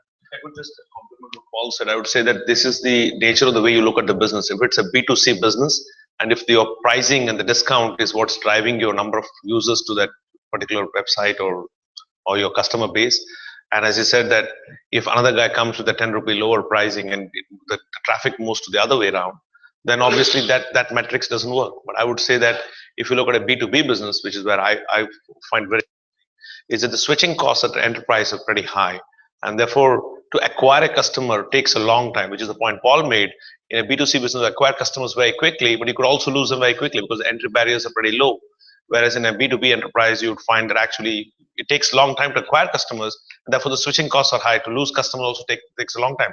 So the valuation metrics in a B2B business driven by users is something I would give more weightage to than in a B2C business. That's my point. And actually, just one other thing. It also depends on what kind of business you're in, even if it is B2C, because there's something like, I'm sure you're all familiar with network effects, right? Snapdeal and Flipkart don't have that. So there is easy switching, right? There's no benefit. If the service is there, if it's provided, same thing for Uber and Ola. You can switch. That's not the case where there's something more there, like LinkedIn or Facebook. Right? There, you can't get this, because you're going to go where the other people are, and that matters, and that's a network effect. So there, users is more important. Users was much more important for WhatsApp, because you're only going to be able to WhatsApp someone if they have WhatsApp. So I think that's also something important to take into consideration if you're thinking about users. Valuation is a matter between the investor and the startup. It's not impacting anybody else, excepting when you're going for an IPO. And that's the time when you have to think about the valuation really going to be. And if you're valued too high, you may not get subscription. If I may just, maybe it is relevant for everyone here. Where do you go and shop? Do you go to Hinmata to shop, or you go to a mall to shop? Yeah. 10 years back, everyone would go to Hinmata or some XYZ place to shop, because malls, everything is expensive. See, all of us have forgotten how to go and shop, even for vegetable, next to a railway station. And our next generations will not even know how to shop there. We don't even know what prices exist in those areas. It's habit formation. Another question, just think about it. How many of you or in your houses papad is made now? Potato chips are made at home now. Pickles are made at home now. Anyone? No one? 1, 2, 3. Fantastic. Next generation will not know how papad is made. And most of us don't know. By the way, just do a comparison of what is the cost of making a papad at home and what is the cost of buying. You're paying 10 times. Do you even know that? Give you another example. Curd. Curd is a recent phenomena, 4-5-year-old phenomena. If you make it at home, it is 40 rupees a liter. If you buy it, it is 120 rupees a kg, 120 rupees a liter. A lot of people are resisting that. A lot of people have accepted it. You're paying 2.5 times, 3 times. You don't even know. Your next generation will not know how to make curd at home. It's habit. It is habit, and it takes time. And this is what a VC or a PE plays on, because the horizon is 10 years. Now generation is changing every 3 years, and therefore 10 years is a long time for habits to change. If you put all of that in that perspective and see how 10 years later things are going to look, perhaps you will be able to justify some of those valuations. Another point, I understand all of you have worked in the organization, some of the other organization in the past, and all of those who have worked in sales, if you do not meet sales target, you always find a reason. There was this Pola festival there was this Shraddha there was, right, floods in Chennai, something because of which you couldn't achieve the target. So first the instance happens, and then you find the reasons. Valuation is exactly like that. First you find the valuation, and then you find mechanism to justify, which is through those eyeballs or through unique visits. Just one final point on valuation is you have to be very mindful. Are you selling to a financial investor or a strategic investor? A financial investor will need to exit again at some point in time. Whereas for strategic investor, it is buying a business. He will always value more than what a financial investor will value. This is the cardinal rule. I mean, this is a very, very important cardinal rule. Good evening. I'm Suman. Yeah. Actually, all these questions and discussions have been revolving on money, but I just wanted to ask, why don't we have many successful startups which have a social angle? There are farmers, there are many other people who are been suffering a lot. Why don't we have many successful startups which can cater their needs and make their lives better? Okay. So I can give an example of one of the social enterprise startup that I invested in. It was a seed investment. It was a very interesting company called, you can Google it out. It's called Fly with VIP. So the concept was very nice. You auction the seat next to a celebrity. Celebrity could be from any walk of life. It could be from Bollywood. It could be from academia. It could be a spiritual leader. It could be a sports person. It could be anybody. So what you do is you auction the seat next to the celebrity on a flight, and what you get is a safe environment for 1 hour or half an hour, where you get to interact with the celebrity, and for getting that seat, you bid in an auction, and the proceeds of the auction actually go to charity of the choice of the celebrity, and there's a small commission that is charged by the company that does this job. So this was an idea that came about, and I thought it was very interesting. It had a lot of stickiness to it. So we looked at it from the perspective, what does the celebrity get in return? Celebrity, for giving his time, he could not be disturbed. He could just go to sleep, but he spends say 20 minutes or half an hour with the co-passenger, and for which he gets at the end of the year, what is the amount of money he generated, and he gave it away to a foundation or a charity that he is supporting. So this, I thought, was a very interesting concept, because you're creating win-win, creating value out of nowhere. There was a seat that was anyway going occupied by somebody who was not interested in that person, rather than you got a person now who's interested in talking to you about, for example, if you are doing a startup and there was an opportunity for you to sit next to Mr. Narayan Murthy, he was on a flight and he's part of the group, then you would want to talk to him a lot more about various issues, and you may find very interesting perspectives for which you're not paying too much to get that sort of meaning. So it's an interesting concept. We funded it wasn't well executed, so it has a different issue that you talk about. I just add to that. Sorry, I'll just add to this, Suman. The other thing is that philanthropy in the Indian corporate sector is still at a very, very nascent stage. You will hear of global philanthropists like Warren Buffett, Bill and Melinda Gates Foundation, William Dell Foundation, and so many other foundations.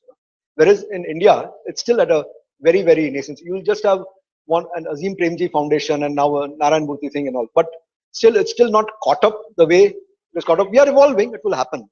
And some small companies also, just for your knowledge, have now made this as a, for example, there's a client of ours, Mandana Industries, which runs the Being Human chain. Now that's Salman Khan's charitable foundation, and Salman has given Being Human as Salman's brand, which he has leased to the company for 30 years to Mandana Industries, and for every sale that happens, 6% of the revenue goes to Salman Khan as his fees, which goes totally into charity. It's just for the. Apart from obviously the traditional ways of 6% of charity, there is innovation as well, right? I don't know if you guys have heard of Keto.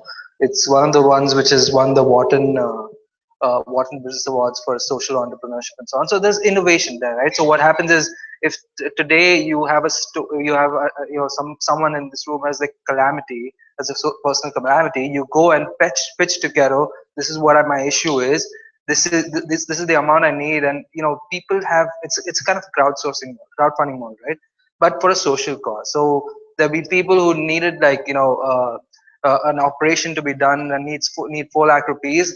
They've generated 4 lakhs in a matter of 18 hours or something. So it's building that community. But these are not going to make your headlines unless you win a Wharton award for social entrepreneurship globally, right? So there is stuff happening there as well, but it's at a more quieter level as opposed to a Flipkart and so on. See, social entrepreneurship is happening in a large way in India. Okay. We now have time for one more question. I just want to close this thing by saying that it is not true that nothing is happening in that level. One last question. Sir, let's see who's sir, got that. I'm sorry.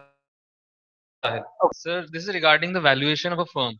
Suppose a firm like Flipkart, whose growth also depends upon the environment in which it works, like the growth of the infrastructure in India, and which in turn depends on many factors, including political. So how do you factor that growth in the valuation of a firm? Too many questions. Anyone wants to? Professor? Can you just repeat the second part of your question? So how do you factor the valuation of growth in spite of the constraints of infrastructure? Is that right? Yeah. So constraints. How do you factor that part in the valuation of the firm of a company like Flipkart? So suppose the infrastructure of internet penetration in the country. So the growth of infrastructure in the country will also depend, and the growth of Flipkart will depend on this factor as well. So how do you factor that part? It might be a political thing also. So I think my view on this, and I've kind of lots of friends in Ps and VCs, and we have very serious shouting matches on this. But again, you can do it. I think we've talked about multiple ways of valuation. It could be GMV, it could be number of users. What does it eventually boil down to, right? How much revenue or cash or profitability is going to generate at this point in the next 10 years, in the next 5 years, you discount it whatever rate you want to. But eventually, what is the when is this company going to give us returns? Is when it's going to be cash flow positive, right? So in the first round, you could have you could say that, hey, listen, I'm not very comfortable with the user revenue per user you're giving me and the cost you give me, so I'm going to value it value at $1 million. The next round, now he's starting to kind of get more confidence. It's starting to show those milestones which we talked about earlier, and you start getting more comfortable with a higher revenue per user, or the users have expanded. Now you value it. So eventually, I think if you really dumb it down of all the different ways of evaluating it, they all fall down under at some stage about what's the cash flow model here. it's very kind of, as I said, traditionalist approach to it, but that's. Because I think specifically, it's what you're talking about is integrating information that's sort of that environmental or conditional. It's broader, right, than just your particular business model. And I would just say that this is a really interesting question. It's harder to do, obviously, because it's harder to predict that kind of thing. I say valuation is where a lot of these questions are kind of completely from the perspective of the investor. But valuation, the question of valuation and the conversation around valuation is initially the responsibility and the initiative of the supporter, right, of the promoter, of the founder. And so it's a process of persuasion. You're persuading the investor that you're able to understand your business and build a business. Now, if you're, as a founder, able to understand potential other effects, environmental effects, etc., then and figure out how to integrate it into your story in a persuasive way, then you're not only doing that itself, but you're also demonstrating and communicating that you are capable of doing that. And I think, as someone from a data perspective, I think this is becoming more and more important for startups, is to say, as founders, and remember, valuation it's cash flow, but it's also about reducing uncertainty and adding more data. And there's more and more data available out there, right? So if you can sort of figure out but that's your responsibility as a founder. If you can figure out a way to say, we're going to take this open API, or we're going to estimate the market this way, or we're going to estimate effects of a global financial event, right? It can be more vague, less vague. Then I think you're in a stronger position. The more information that's persuasively relevant you integrate in there, reduce uncertainty, you're going to make a better pitch to the investor. So but it's hard to do, and so yeah, it's back in the court. Also remember that valuation is progressive. Okay, it's not just one time it's a valuation of the company. So as things change, as internet penetration, for example, expands, you have different valuation at that point in time. So that's how the uncertainty is reduced. So it keeps going, it keeps changing. I think unfortunately, we do not have time for any more questions. I think it was fun asking questions and not having to answer any of them. A classic case of authority without responsibility.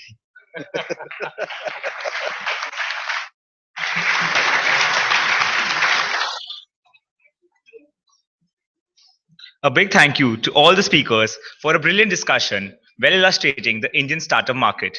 Now we can have our own startup ideas. And summing up the topic, I would like to quote Mr. Mangesh Pathak. There is no judiciary. There is a jungle out there. And those were some excellent questions from the audience. Thank you so much for your active participation. I would now like to call on Palak for the felicitation ceremony.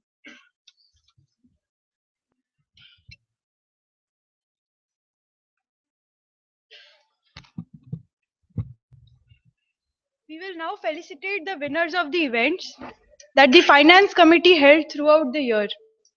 I request Mr. Mangesh Pathak to hand over the prizes to the winners.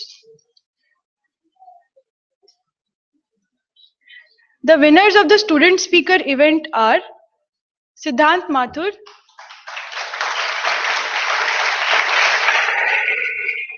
Siddhant Jain. The runner-up for the student speaker event is Ipsita Mishra.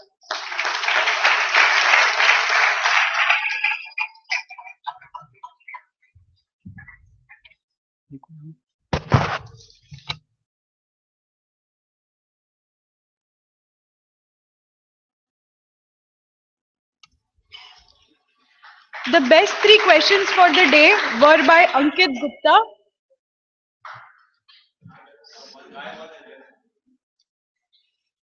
who was the person who asked this question about seed funding and type of funding, when the funding? What's your name? Yeah, what's your name? Sorry? Prasad Shinde. Okay. Okay, right. Prasad Shinde.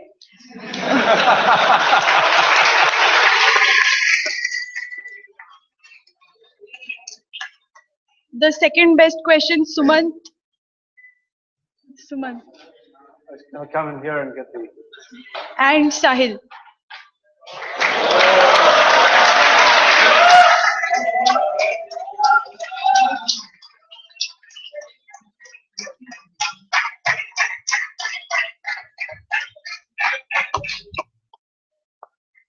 some chai. The winners of the Startup Mania quiz that was held as a pre-launch event for SBAC, Siddharth Parak and Nitin Dave sir. The first runners up were Ronak Ravindran and Anand Venugopal.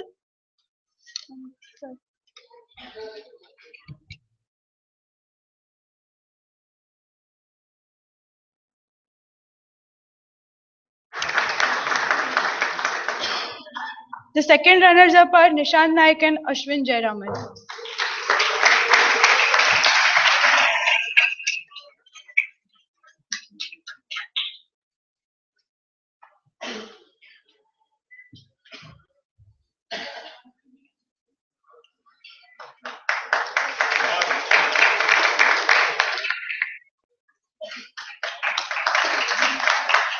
We also had an online quiz financier, and the winners are Kiran Parvathaneni, Anurima Talukdar, and Sushant Jaggi.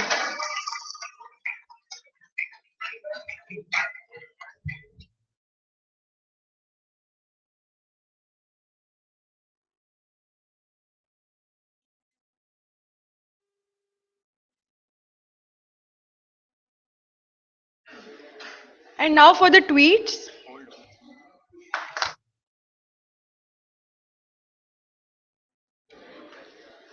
The most creative tweet goes to Animesh Swain.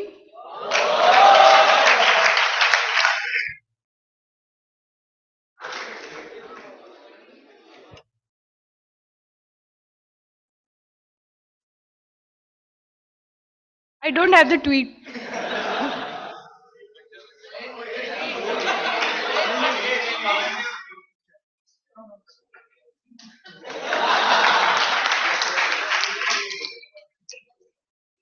And for the most number of tweets, Siddharth Parak.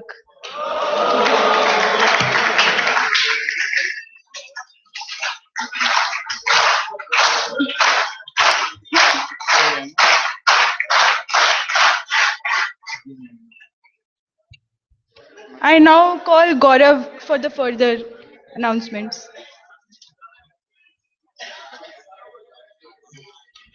We now invite Dr. Anshul Verma, Head of Department Finance Area Committee, to come and give a small token of appreciation from our side to the respected panelists. Mr. Mangesh Pathak.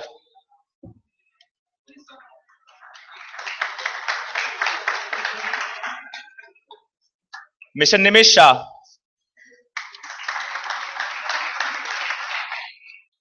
Mr. S. Manikan. Mr. Paul Menhausen.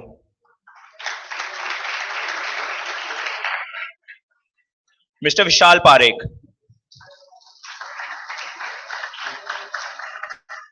And Professor Prem Chandrani. Thank you, sir. Now I invite on stage Saran Shah.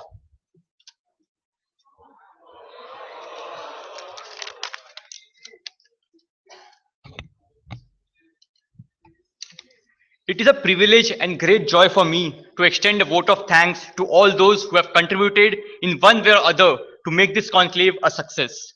Starting with the speakers and the panelists for sharing with us wonderful insights, and all the corporate delegates for making it through to this busy schedule. Also, Professor Verma and Professor Chandrani, who have mentored us through this process. The SBAC team for the wonderful organization of the event. The finance area committee here, whose tireless efforts behind the scenes have made this conclave a success. And finally, the whole student community at SPJIMR for coming down in numbers here. We have had an extremely useful day. We have learned a great deal and are very much indebted to all our speakers who have discussed and shared their opinion on funding of startups, a real or imaginary pot of gold. I hope we have all added to our knowledge base and that we have a better understanding to the uncertain world of startups and what lies ahead of us. With this, we draw curtains on SPJIMR Business Academia Conclave 2016. We hope we lived up to our motto of engage, inspire, and elevate. With this thought, we hope to see you next year again with some cutting-edge themes and even bigger and better SBAC 2017.